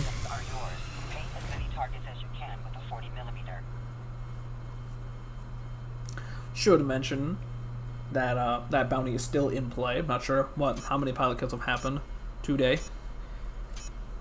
But apparently it seems that Knight has gotten Doom skipped. Unfortunate. If you don't know what that essentially means, ladies and gentlemen. If 2 ticks of damage happen at the same time, you yourself can have a Doom bar and perish in one go. Burner opt to take this left side. He could look for this battery if he wants it. The Ronin's rotated, but he's not sure where the North Star or anything else is. He actually could have grabbed it. And side opportunity too, but meanwhile, speaking of people who's going to grab it, opposite end, it's going to be Cute Kitty taking the battery, so Burnout is forced to take the battery. Wild is now the target again, taking a lot of damage from this long-range mode Legion. Wild has been subbed in, of course, because he plays a Tone, but he's having a hard time finding his footing against the Ronin plus Legion combo on the left side. Thankfully, this time he doesn't lose his life. Tracking rockets onto the Ronin. Nice mitigation from Genshin. Genshin taking his time. Has a ton of health to work with, as it's Bernadotte, the one who's down on health. And so is 360. 360 missing half. Wild opting to drop the wall, but he's getting shot by too many members. He's gonna lose a ton for himself. My eyes may have seen me. What a long reach power shot from Knight, but it's the PC side of players who are actually opting to play patient and play their lead. This is phenomenal Titanfall 2 play coming out from the people on this end of the spectrum of things. Ooh, he got the sword core, but he got ripped. 360 definitely coming in on that one, and because of that, the tables have turned. One member down. 360 gets a battery. Wild is still alive. Sword core has been activated. Ronin sees the time, and he's gonna get ripped for it. Opposite end, 360 is gonna pop the flight core. He's gonna get Knight to be ejected into the air. Knight doesn't pop the cloak. He popped a little late, but regardless, Knight's gonna make it. It's 2 Doom Titans.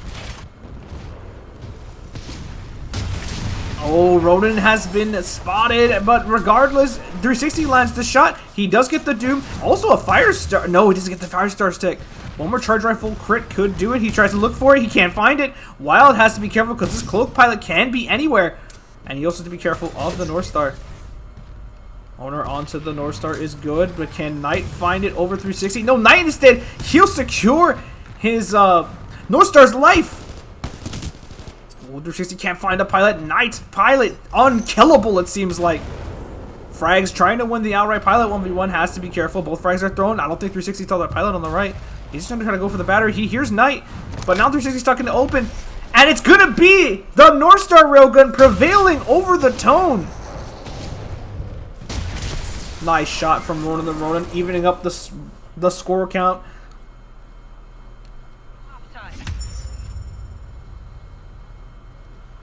Even though Wild's been rotated in, you can see he's struggling. He's having such a hard time. Only 7,000 damage. Barely, not actually, to his name. They wanted to pick the tone so that they could contest the Legion that Nightfire comes out. As I stated before, I think the map pick selection was for that reason. But Wild not able to place Particle in these engagements because either the Ronin comes over, the North Star Railgun hits his shield. They're putting a lot of emphasis on keeping this tone at bay. If Wild has a heads-up awareness, which I've seen him do before, I think he would want to opt to select the reinforced wall kit for himself. So that way he can have an easier time holding these lanes. Wild has something with the turbo engine, so it's going to give him a bit more rotation power. That way he doesn't get picked off nearly as much. Enemy team has not been spotted by the sonar. One member in the back, two members all on the side. They took their time. They're now in position. Wild couldn't find the lock on, and now he's going to find a Ronin. He's going to be forced out into the Nightfire's POV. Meanwhile, Wild stuck in a rock in a hard place, has to drop his particle wall against this Legion on the hillside, and the Ronin Legion combination pushing around multiple members of the regime as the regime are slowly getting chipped away. 360 gets the battery, but I don't think it's going to be enough to essentially save the position they're in. Bernadette has to take an eject here. He is going to go up in the air. He has to try to survive. Multiple members trying to goose him. He will eventually touch the ground. Star still in play. Couldn't find the shot onto their North Star from there. Wild is going to get a multiple set of lock-ons as Ronin is opting to play aggressive. Wild, I think, has a different kit on. He might have the reinforced wall. I wasn't paying attention to exactly how much damage his part of the wall took. But Wild trying to rotate out as he can. The eject is good from Ronin at 360. Tries to find the Gooser. Unable to find it. Neither is Wild. Because of that, Wild gets doomed. Burn's pilot is still in play. As we're now rounding down to the 60-second mark relatively soon. Wild barely doesn't die. Smartly puts the particle up. Kitty tries to find it Wild as well, but the battery implant is good. He will continue to survive. Burn is now to Burn to take this pilot 1v1. Has to be careful of the North Star Rogan. Star Rogan barely doesn't find his mark. Bernadette's probably going to look for this pilot and try to see if he can get the kill. Mel on back end. 360 gets hit for a ton of damage. Knight earning the smart core. Not the end of the world, but the battery implanted into Ronin on the North Star is huge. Bernadette goes down. Wild gets the lock on. Wild gets salvo core, so he could potentially end one Titan that comes out wrong, but it's going to be Wild! Or not Wild, 360 is going to be the one that comes out wrong. And the map pick has not been working out. Wild dies at the very end.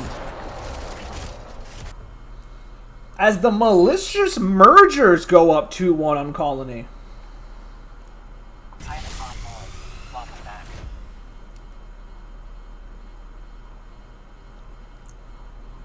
I just want to say, Knight has been given free access to this hill, and I should say Knight and Ronin have both been given free access to this hill, and the contest from the opposite team has not been that great. They've been getting pushed around by the Ronin. They're very scared of taking Legion damage. Wild still rocking the tone. He believes in it. Still going to stick with it. Bernadette in mid. He's here to contest. And it's going to be 360 on the Legion himself. A bit more contained for this Ronin. Trying to see if he can get a surprise on the North Star.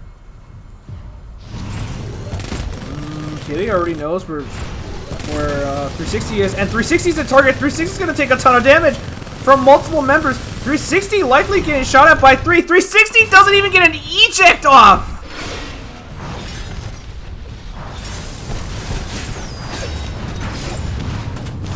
Ooh, and now the Sorcerer comes out. Bernadette is now in the world of hurt as there are multiple members, but he finds the gutsy rip. He gets one for his team, and that's no pilot coming out from... That's one pilot they're going to lose outright. It's going to be Bernadette right in the corner, as now Wild might be the target. Pern has to play perfectly here. If Pern so much just slips up once against either of these Titans, he's looking for a world of hurt. He's going to secure himself another battery. What a sneaky pull. He only gets hit by the railgun, but the fact he has overshield means that he can make something happen. Knight has opted to put a gun shield up, and Knight is going to get taken out of the game. Just Ronin by himself. Wild's going to rotate around in a few seconds here. Ronan doesn't have a shot charged up immediately. Great block from Wild. Tracking Rockets coming in on the harass. Ronan as well in tow, pushing Ronan into mid. Bernadot phases in. He gets the Doom. The collapse onto Ronan is good, and the Tracking Rockets will seal the deal. Despite the early pick on 360, the counter punch from the Regime is better, and they're going to even up the round count.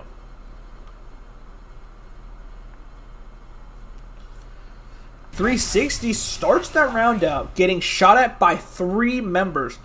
He gets shot at by the Ronin, he gets shot at by the Legion from the hill, long range mode, and as well as eating a North Star railgun. He is dead to rights, doesn't take the eject, perishes with his Titan, but Bernadot outplays the Sword Core in mid, gets the Riv of his own, and evens up the game since he's the Ronin. He makes a few gutsy calls here and there, but when you're down and out, sometimes that's what you need to do. And it works out beautifully. 360 goes back to playing the North Star. Wild as Tone. He's flanking all the way around. I don't think they know where he is. The railgun shot has been dropped. And now, free damage onto the North Star is huge. But Genshin right now, taking an engagement versus Burn, coming up on top overall, 360. Taking a shot from the railgun. The thing is that Knight has so much power on this hill. The Regime have to be very careful about what engagement they opt to take.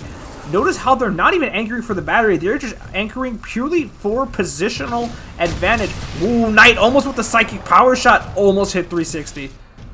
Phenomenal peak timing, but on opposite end, they catch the Ronin reloading. That's a huge amount of damage.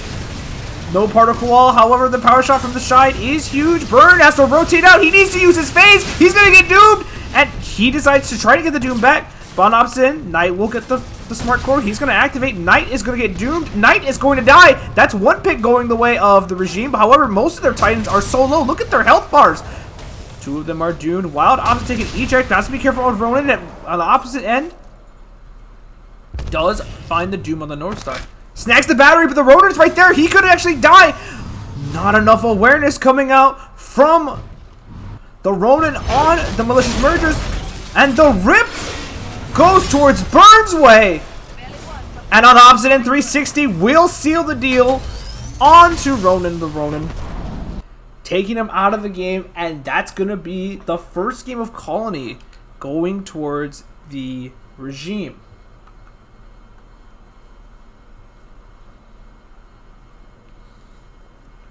Things were looking a little sketch those first 2 games.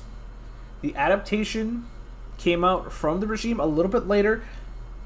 The game should have been over at that 3-1 mark when they got that pick on 360 while he was on the Legion taking fire from multiple members. But again, Bernadot has come up huge in these rounds.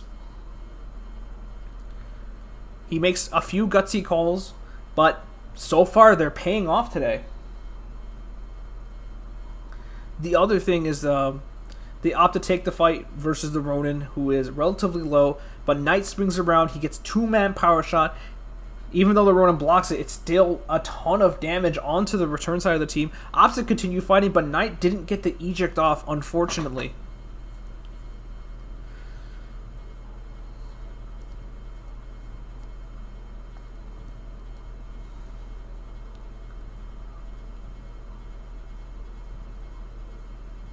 Ooh.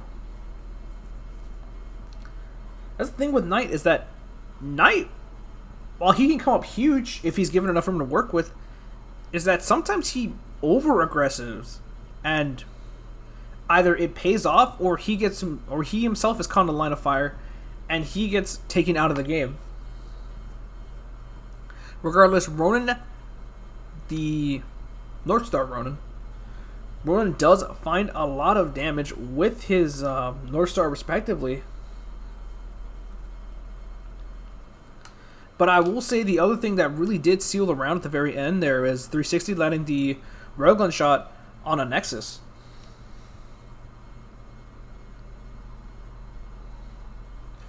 if that railgun shot is blocked, we're probably looking at a completely different game. But that's the power of Northstar. If Northstar just gets the value she needs, especially on a shot like that, she can turn the round for her team.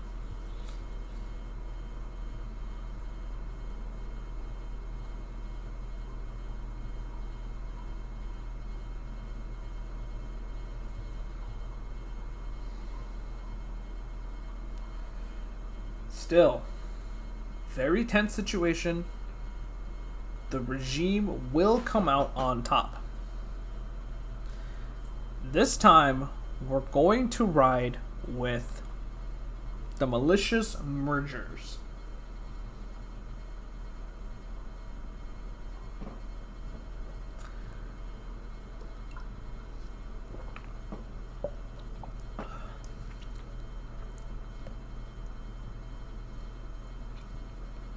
I'm going to see what kind of adjustments they can make, and we're going to see just how they're going to opt to tackle this next game.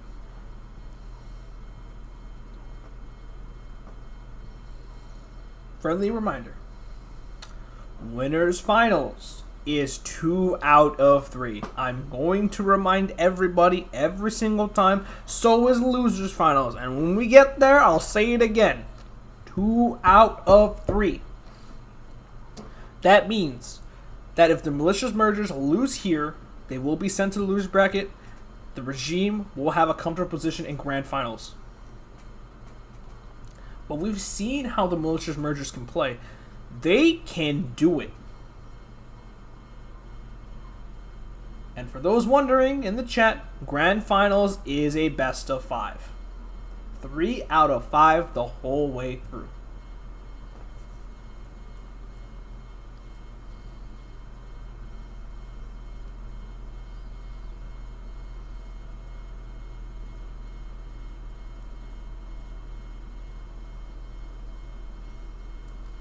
So we're going to find out how long of a haul we're in, but we need to get past this set first. 1-0 is the score. The regime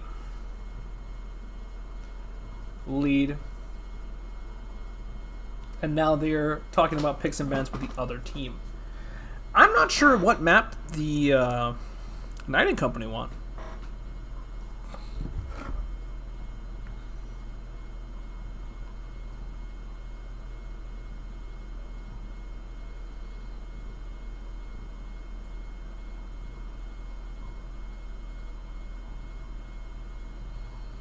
So right now both teams taking a second, deliberating between each other.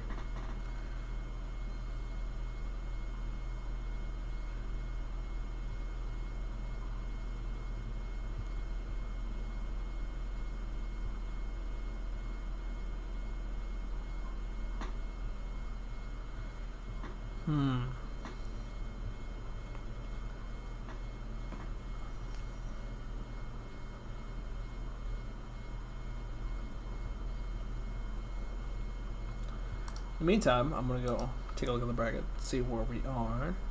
I know we're in the winners finals. I just want to see what's going on in the loser side.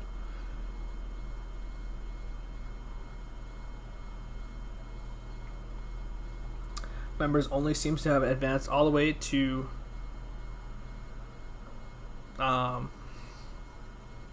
loser semis.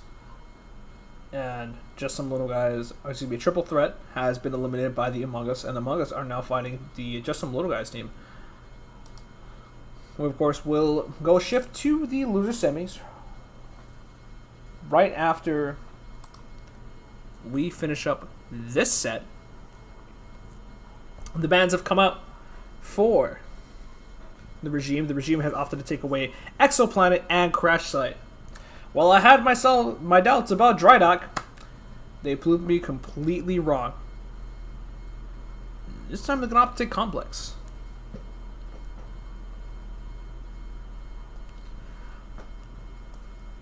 More than likely, I imagine it's going to be Person on the Ion, 360 more than likely playing the Legion, and of course Burn on the Ronin. The thing that I find relatively interesting about that kind of style of comp. On this map especially, I think it's just like a solid, well-rounded kind of team comp. You have a ton of damage. You're not leaning towards too much defensive end, nor it's more of a defensive Titan who tries to find value over time, whereas the Legion brings more explosive power to the team fights. And here we are. Game 2 of the winners finals. The Malicious Mergers versus the Regime continue on the set. Will it be the Malicious Mergers tying it up, or is it going to be the Regime advancing on the Grand Finals? They have to stop them here. The map pick is complex. Complex, a map, of course, has a good and a bad side. The good side has, while both sides have access to an early battery, the good side has access to free battery control, meaning that one team must fight up the hallway. It's going to be Knight's team starting out with the battery control side. Gamer Nexus is going to pull this battery, relatively no issue. It's going to be, it looks like they swapped in Extra to play the Ion, and Extra is going to be on the right side of Dome. Thunderbolt, cheeky strategy coming out. AWOL Thunderbolt is a very cheeky play. We've seen some other teams opt to use that strategy just for a little bit of free early damage. Any damage is good damage. And we've seen just how much every little bit matters. Person with a nice early laser shot. And Knight is holding a position, but in this mid hallway hasn't been spotted yet. Extra is going to take the 1v1 versus Person. And meanwhile, in the mid section, the Legion is walking up. Bam! Power Shot comes out, and Power Shot hits 2 targets. Nice mitigation of the arc wave from Nightfire. Nightfire going to continue to lay in to the enemy Legion. Both Legions exchanging fire. Power Shot comes out. Very nice block from Bergadot. Meanwhile, opposite end, it's going to be Knight's Ronin that has Sword Core over the enemy Ronin. Oh, unfortunately, can't find that melee swing. Oh, couldn't find the Doom on a 360 either. Smart Core comes out, but however, Bergadot, I think, falls on the back end. And because of that, Knight is now going to be the one to take point versus 360. And Smart Core comes out. 360 goes down. Opposite end, it's going to be a 1v1. Person's going to win the 1v1, but his teammates are going to lose the hallway. Nexus gets the battery. Nightfire coming up in tow. Person tries to find a laser shot, and Person with a sliver of a dream. Not really going to be good enough. Person is definitely going to die here. Psychic Power Shot from Knight will win the fight. It's going to be 1-0 for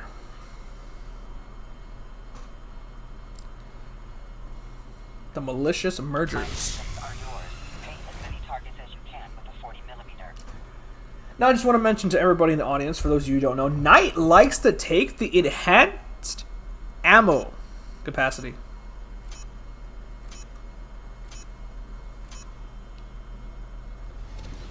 So he himself doesn't have 2 power shots, but the power shot he does throw is going to hurt a lot. On top of that, of course, also has 40 extra bullets in the magazine. Knight extremely proficient with this kit. And on the opposite end, I just want to say, Nexus getting core over Bergadot in these specific tight situations. The fact that he's able to get core over their Ronin, a little bit of a messy sword core, but does enough to do the job. Able to bring enough health bars down for Nightfire to rotate in and clean up. Mind you though, however, Knight and company, they're only going to have this side one more time.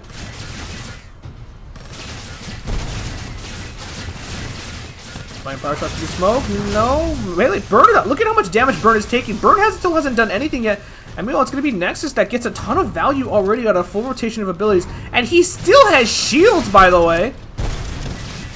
Look now, Knight and company, they're opting to play a little bit more aggressive.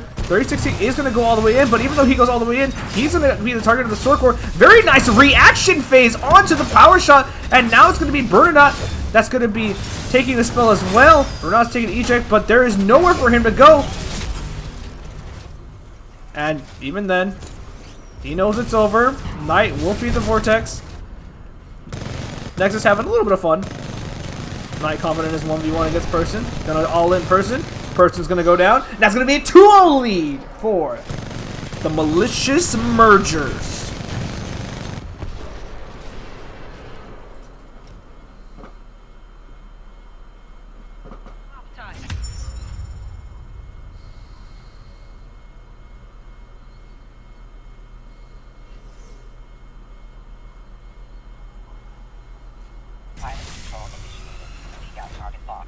However, their good side advantage is gone. I just want to say, just look at how active Nexus is in these Ronin Legion engagements. He's getting the double arc waves. He's getting a lot of stuff done for his team. He's beating Burn Decor. Burn is kind of blocking a little too much. He's playing a little too passively around the one power shot Knight has. He should be looking for the multiple arc waves. He should be looking for the counter punch, but Burn is just kind of sitting on his hands a little too much. Knight tried to find a long range power shot, wasn't able to find it. Opted to fire one early, but he'll have it back immediately. Relatively soon. Nice block from Knight. Blocks both. Can't find the return. Overall damage rate is relatively even. Gun shields are exchanged. And now the walk-up from Nexus actually, Nexus wants to walk up here after 360 spent most of his ammo so that he gets a bit more free reign to do stuff. Gun shield goes down. Knight trying his best to mitigate how much damage he has to take from 360. Power shot is good from 360. I think he hit both members. Multiple melees come out. Smart Core comes out. No, Smart Core doesn't activate it. Instead, it's going to be a rip on a Knight. 360 doesn't take the eject, so it's going to be Sword Core fight in mid. Nexus is going to be down a Sword Core. However, he has Extra behind him. Extra has to combine with his teammate, and it's going to be a rip on a Burn, and Burn's going to die. That's going to be a 3-0 victory for the Malicious Mergers.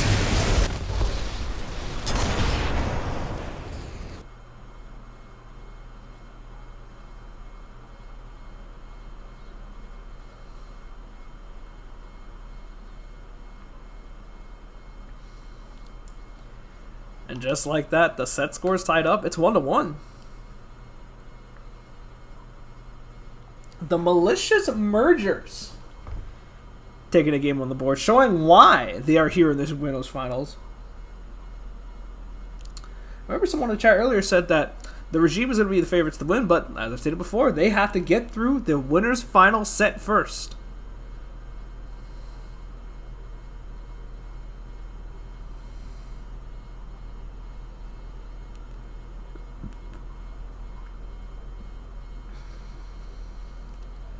So this is going to be a bit of a rough spot. I'm not going to lie, just a clean shutout. No questions asked. Malicious Mergers taking it over the regime on Complex. Momentum is riding high in their favor, and they're feeling it. Knight typing in the chat. All sorts of stuff.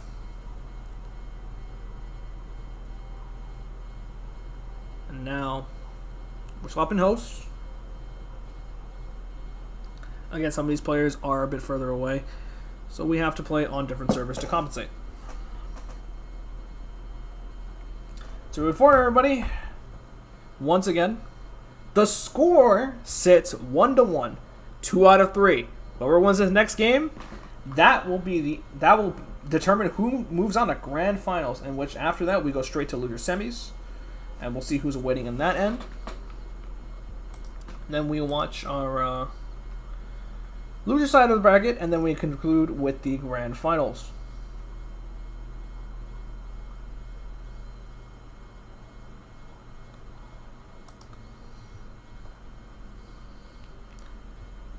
Assuming we get to loser semis, because we're having to do a bit more lobby things here. Don't wait for an invitation.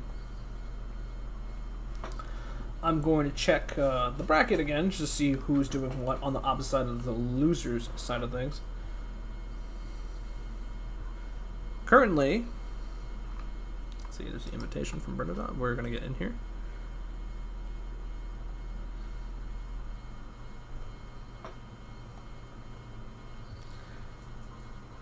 So it appears that Team Among Us has lost to Just Some Little Guys.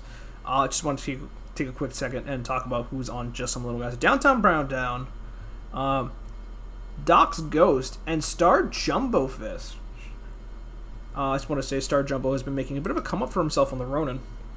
And these players have, out of 3 of them, they've mainly been playing pubs, but now they've transferred themselves into competitive. and they are starting to try and see what they can make do for themselves. Of course, they're going to be up against members only. We might not be able to.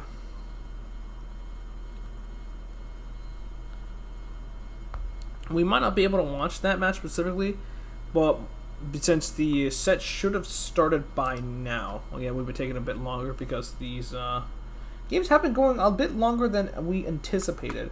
But if we do get there, we do get there. If we don't get there, then we will see what happens. And right now, we're going to see what happens with this game 3 between these two teams.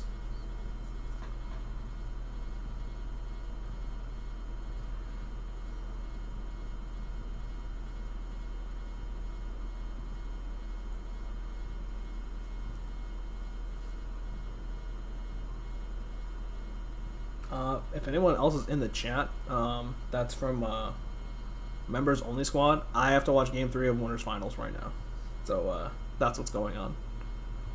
So that takes priority.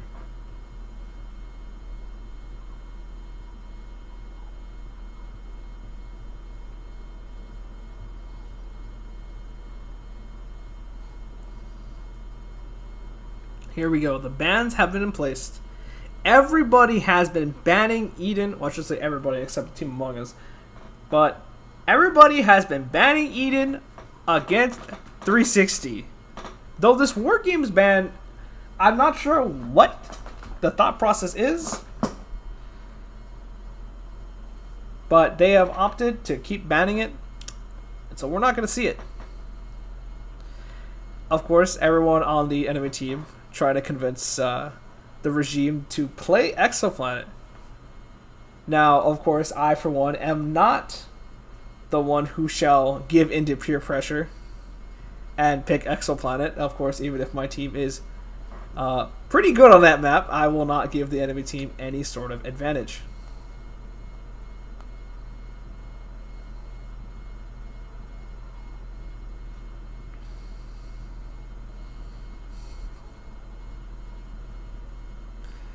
So instead, we're going to see what map the regime want to select.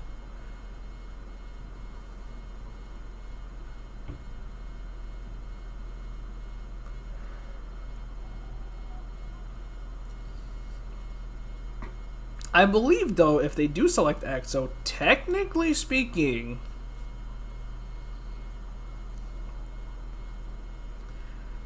actually, no, they did swap host. So it might be different. I'm not sure who has the fast pull spawn. If the hosts were still previous, I believe the regime would still have the fast pull spawn second, which is overall better because then you get, if you win one round, just even on the bad side, you get 2 tries at fast pull.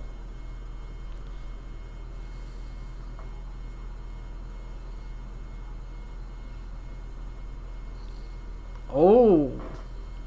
I like this map selection a lot from the regime. They have opted to select Glitch.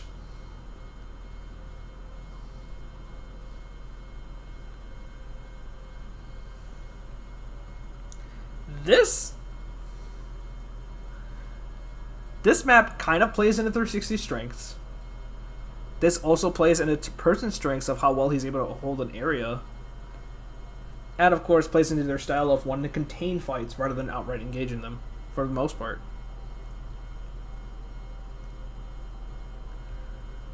And here we are. Final game of our winners finals.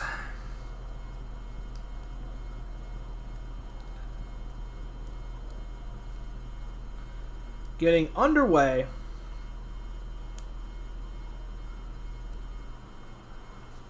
With the malicious mergers versus the regime knows best. 1-1 between these two teams, as we now get to see who plays what on Glitch.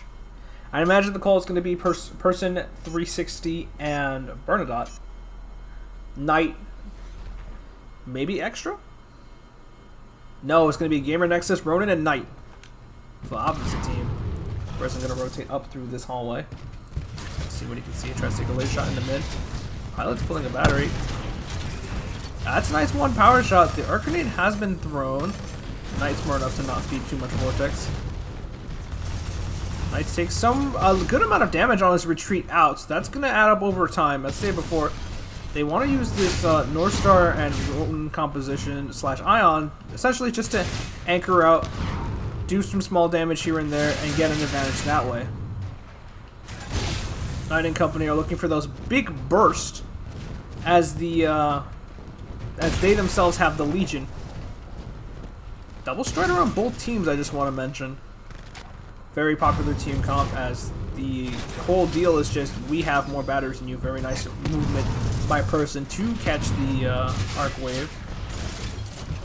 Have to be wary. Again, Knight has been positioning really well on these off angles and has not been able to be collapsed on. Person walks pretty far up.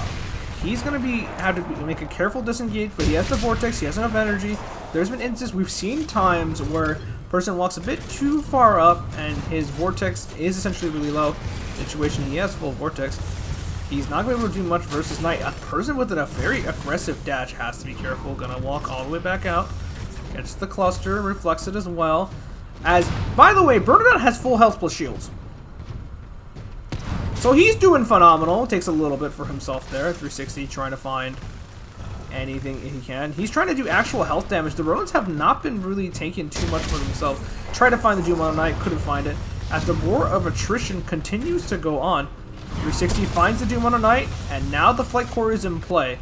So whatever offense that the Ronin would like to take for himself, have to be really careful. Ronin, nice shot from Ronin, calling out exactly where 360 is.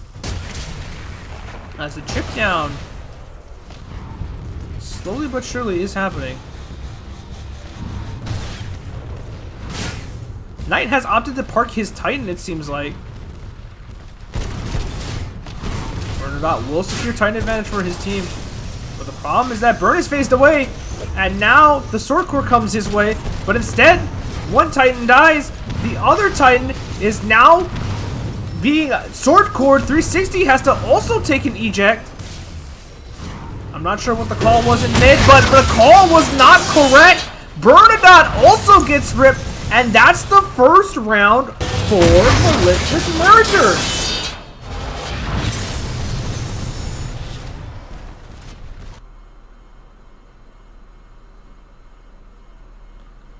They realized that Knight had gotten out of his Titan, so I think the call might have been to push. The problem is that their health bars were not ideal to push all the way up through mid. The other thing is that Burn didn't really build the Sword Core, so the Sword Core comes in towards him, eventually rotates towards his team, of course, because Burn opted to phase the opposite direction. Good recognition from Nexus, recognizes that Bernadette is no longer relevant, opts to go towards his team and rip his team apart. Knight tries for the Psychic long-range power shot. Some small reflect damage from Person. Person has to be careful because he is potentially under fire from two members. Thankfully, doesn't take too much damage, and Person is able to get the battery for himself.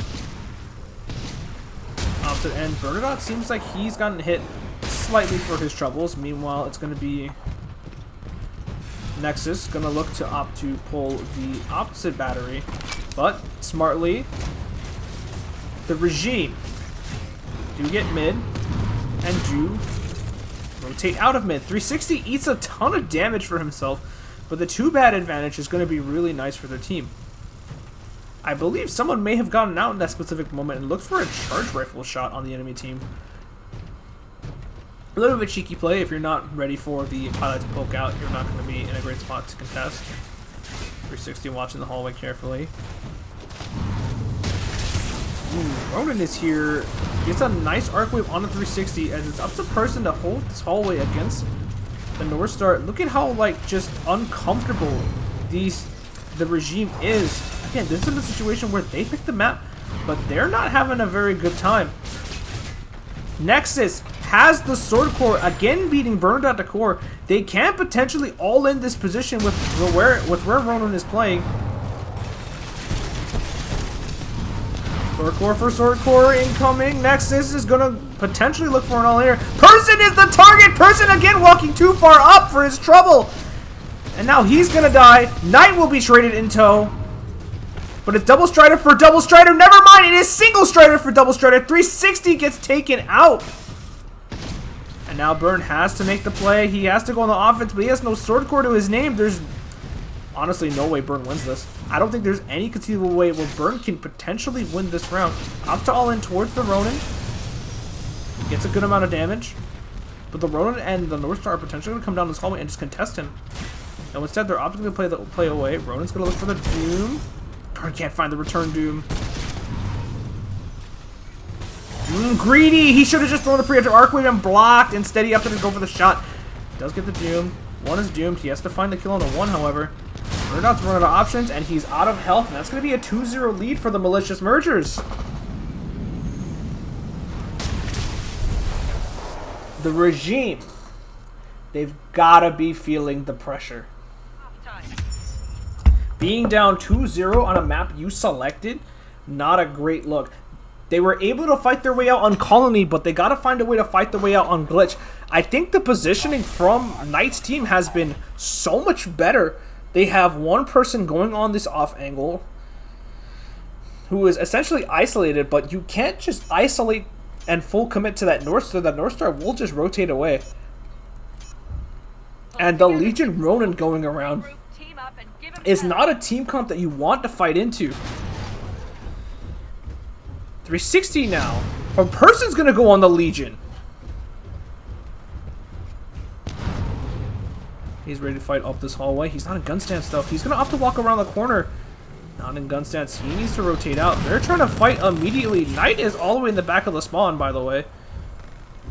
Person has bit off a lot more he can chew. He's already down half, and he's gonna lose a lot more for his greedy positioning. Nexus has the Sword Core. Nexus has to take an eject though. They get the pick. The question is, how well can they contain?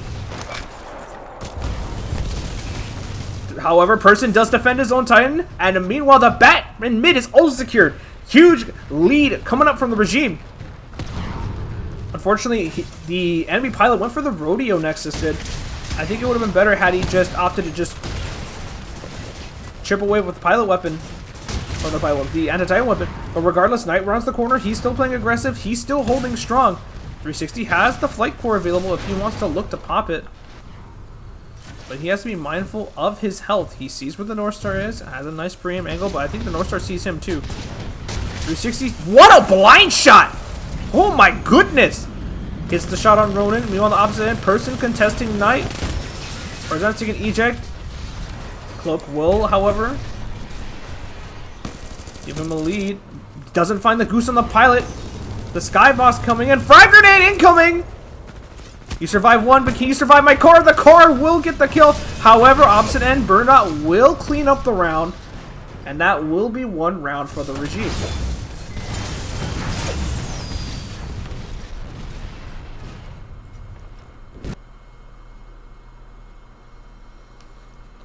The Regime that time just opt to send it, and they're just trying to fight, but it's a bit sketchy.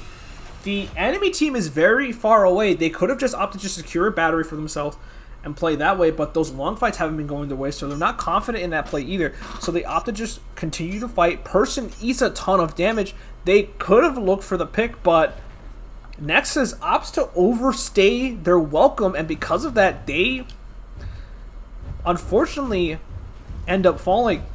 If Nexus cleanly gets out,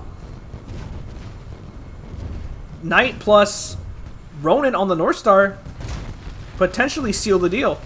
Bats have been exchanged on the right side. 360 has to be careful when watches right. He hasn't seen anybody. Another tether for himself. Knight with a nice block on the gun shield. Tries to find a follow-up shot. Nice shots coming out from Burn, but it's going to be Nexus slightly pulling ahead. Look at the awkward positioning that the Regime has to punch through, but regardless, they get a ton of damage onto Knight and Ronin respectively.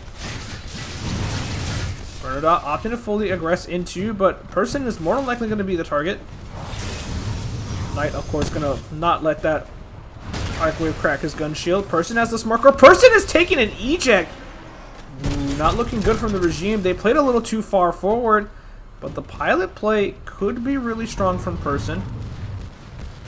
Person trying to run this battery towards Burn. Very important that he gets it.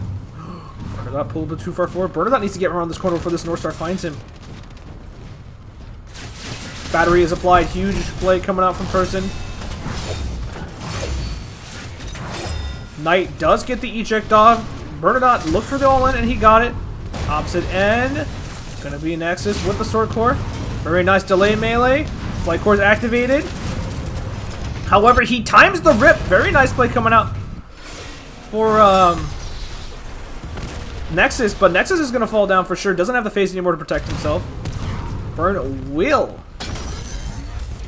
apply the get the battery applied by Person. Person putting in a ton of pilot work. Honestly, if I'm Person, I just hang out with the with my teammate. My teammate has full health. Could potentially look for the pilot that way. However, now it's a very tense situation. Ronin's doomed. Burn doesn't need to push. Burn can just hold on for the next 40 seconds. No way that Ronin is going to win this round. There's literally no way. 30 seconds left. Not enough time. Person should just hang out with his Titan. Look for the pilot. And that should just be the end. He hears the pilot coming around. Call out the pilot. Fire grenades. Try to do the damage. But again, not enough time. 20 seconds. Full health. Full shields Ronin. Definitely going to be an even up round count for the regime. But out smartly, just opts to play away. And now, we're going to a final round. Sometimes you got to do what you got to do. And the regime, they're going to take that. They're not going to complain. It seems a little bit cheesy, but you can win via health advantage. Very nice play from Nexus. He lined up the rip with the last Sword Core swing, so it actually became a termination, not a Sword Core swing. Because of that, 360 doesn't take an eject, and unfortunately, though, he doesn't have phase to defend himself. And I got the spectator bug, but it is okay. We have a fix for that. Watch this stuff, ladies and gentlemen. We'll work some magic. They given to me by 360 himself, and we are back in the game. Oh, what? Oh, someone else, I think, got spectator bug. So instead, we opted to drive around. Completely fine.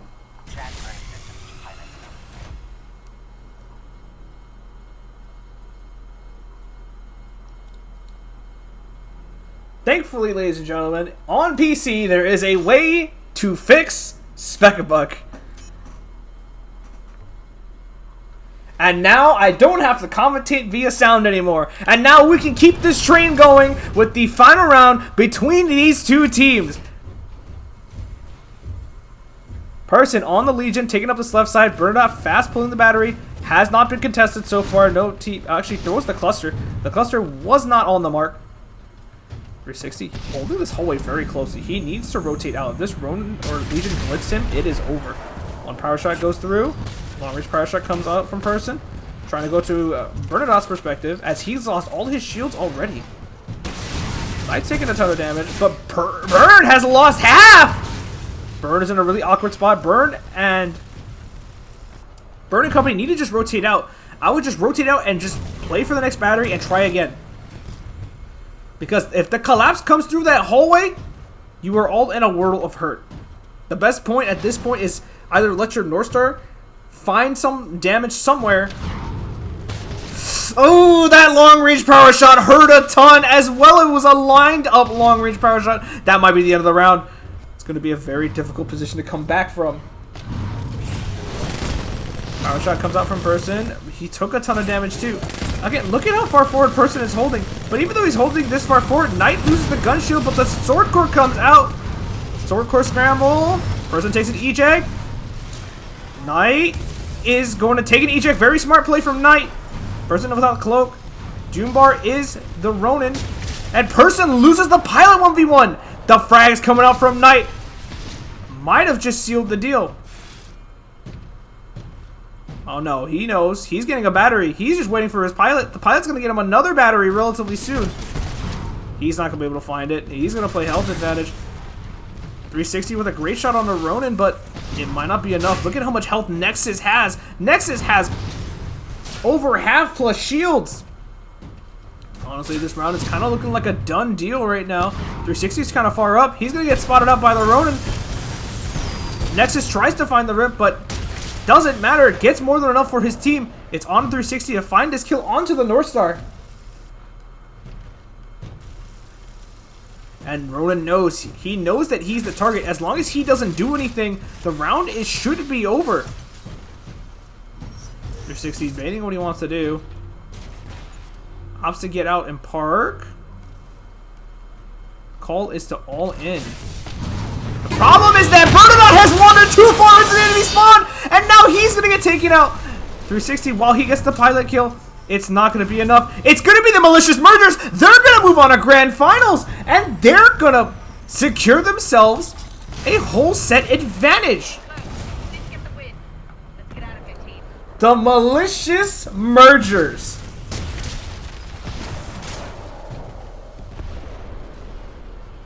In winner's side grands.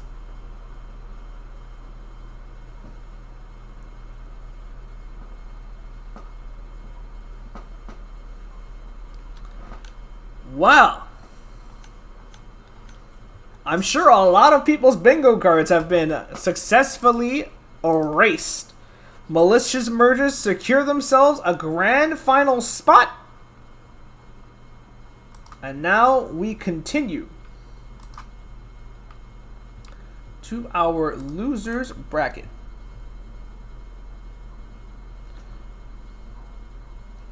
So Malicious Mergers are going to sit comfortably in the grand finals. Right now, I think the losers semis is possibly finishing up.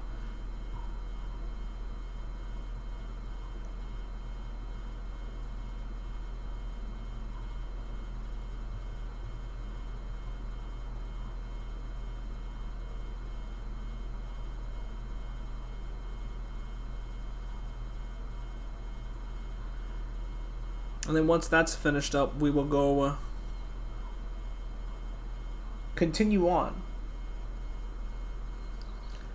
See, so members has 2-0'd just some little guys. So that's going to be the end of that. So does that mean it is the run back?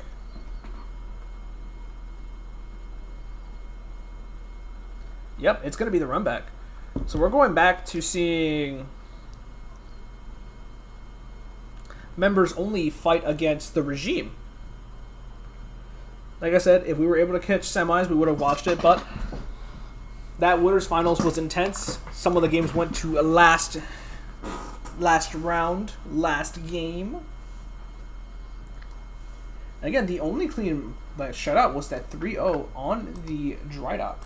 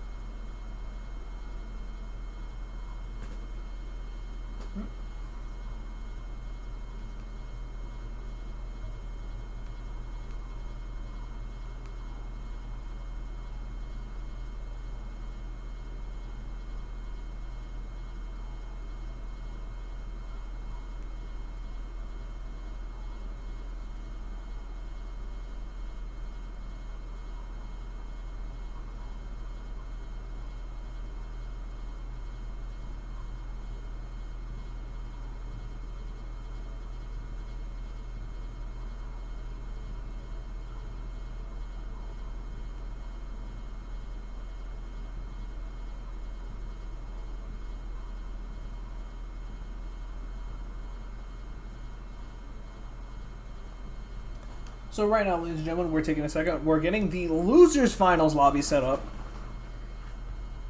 Seems that members only have made the crawlback up the losers bracket, and we're going to see a rerun of that intense set that we saw earlier.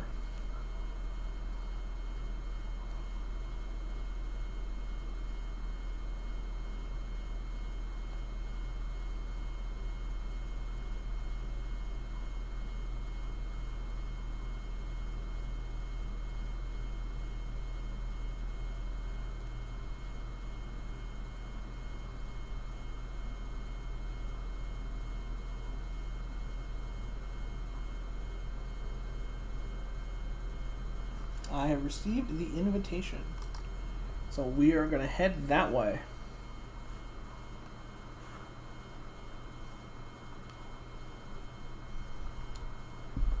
I wonder who's going to get sent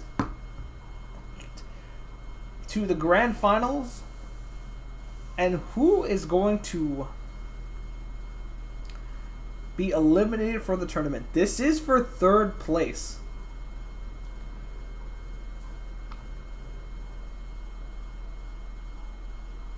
Oh, I think there was a bit of a miscommunication on who's hosting, so we're going to take another quick, a little bit of intermission, and we'll get ourselves back into the action.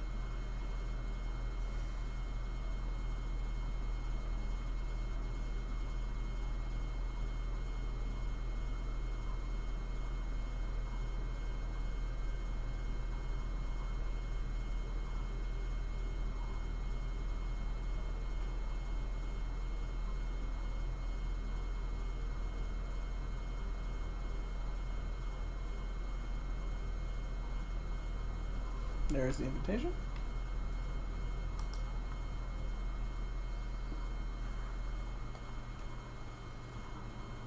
And here we are.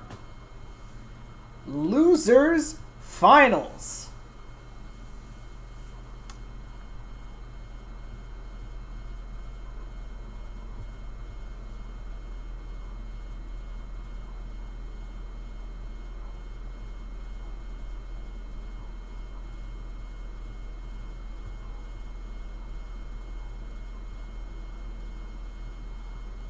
We have members only on the left. And on the right, we have the regime. We've been sticking with the regime the entire time so far.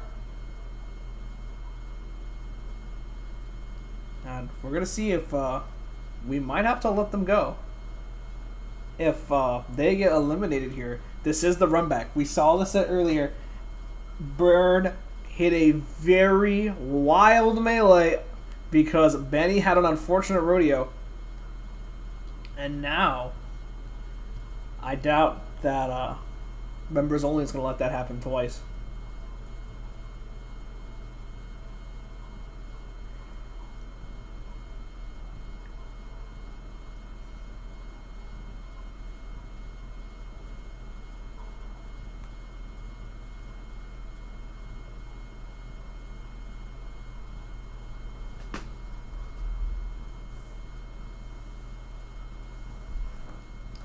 Both teams taking a second, figuring out picks and bans, and the immediate ban on Exoplanet.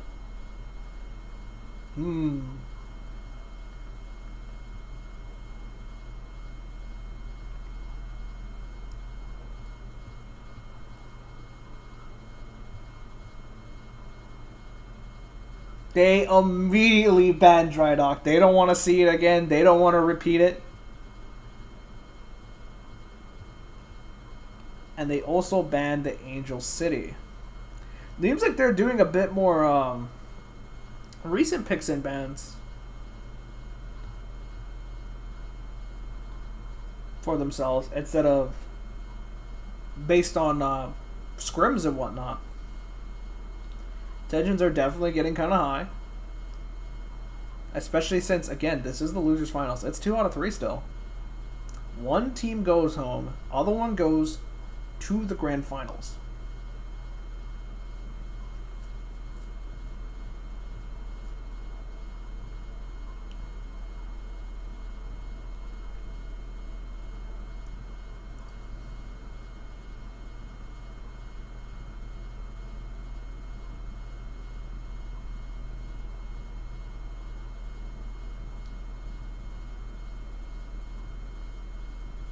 I wonder what the map selection is going to be.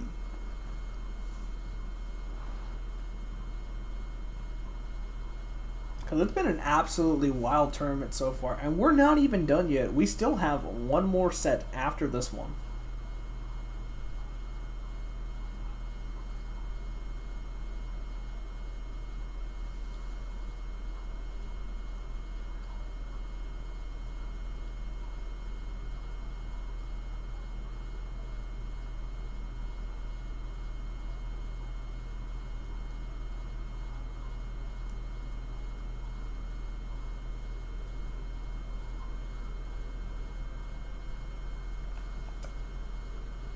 Both teams taking their time, deciding what they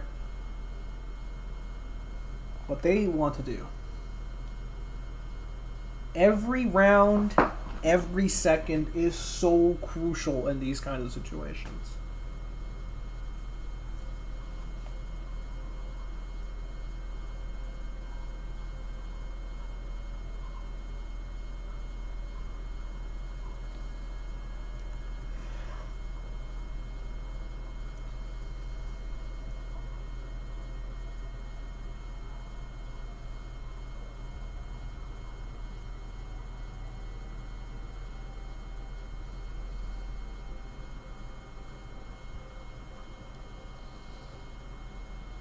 Ooh, here we go. We have a locked-in colony. I definitely think, again, like, sure, 360 gets more room to run around, but I think this is definitely a very good selection for members only.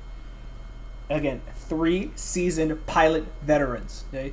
They're going to have a ton of space to work with. They're going to have so many annoying spots to hang out at. Even if they eject, like, they are going to get so much mileage out of their pilot play. So here we go.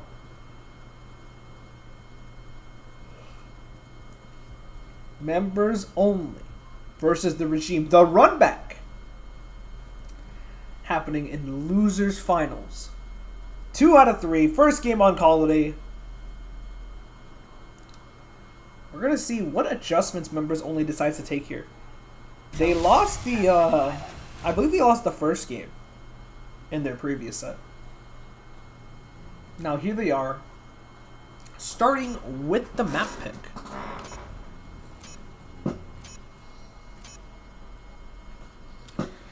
Here we go. We're going to take a look and see. It's going to be Benefly on the Ronin. Nookie Clunk more than likely taking the Ion or the Tone for himself. There it is. Nookie taking the Tone for himself. Unfortunately, 360 does miss the shot, as they have the North Star Legion for themselves. Nookie trying to see if we can find this lock on. Instead, it's probably just going to opt to self-anchor. No, he's opting to flank the round.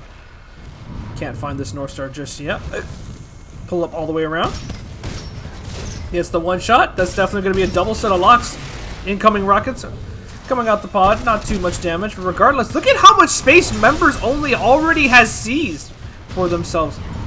The rockets coming out again on the 360. And the all-in on the 360 is not good enough. And it's going to be an elimination onto Nookie. Nookie gets taken out the game. S-Gamer not really able to get much done on his end as he's tied up with Person.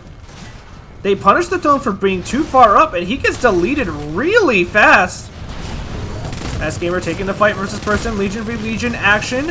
And I think it's S-Gamer overall winning versus Person. Person's taking a bit of an awkward reload. Sword Court cut incoming, however, and that should be the end of the round.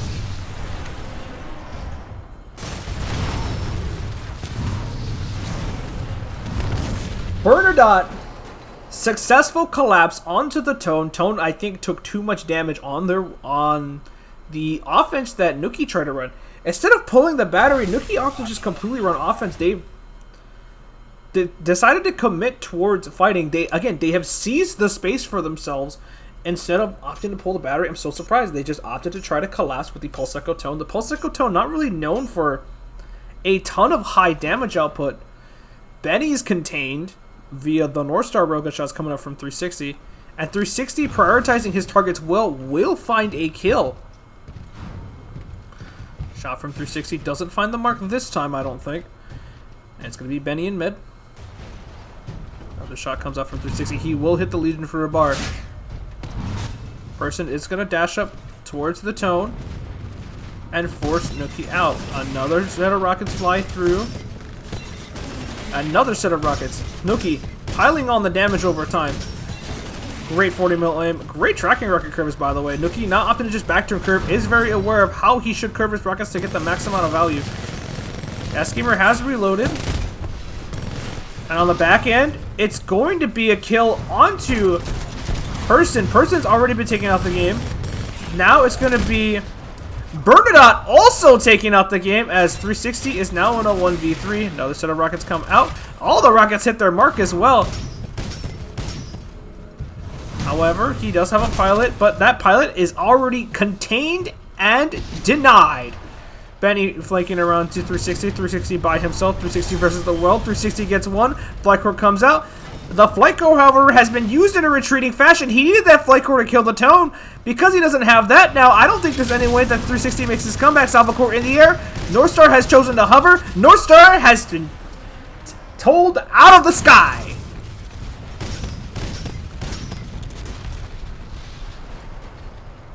Nookie coming up huge on that one.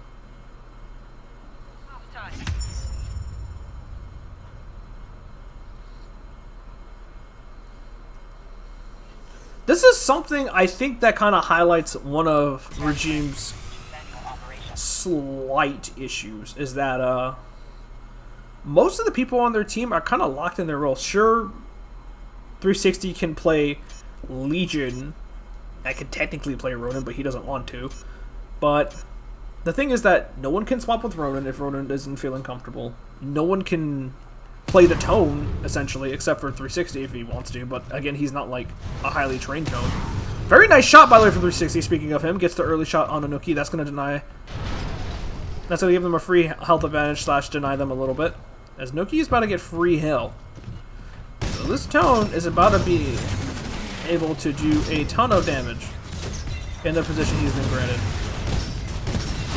The collapse onto Nuki is attempted, but look at how much return damage he's getting. Again, very slippery. He has less than a bar, which is good, but the fact that he makes it out of there is not doomed, and his Ronin is very healthy, is a very good sign overall. And S-Gamer has rotated into the mix for this fight, and Burton is going to be the one to fall down first.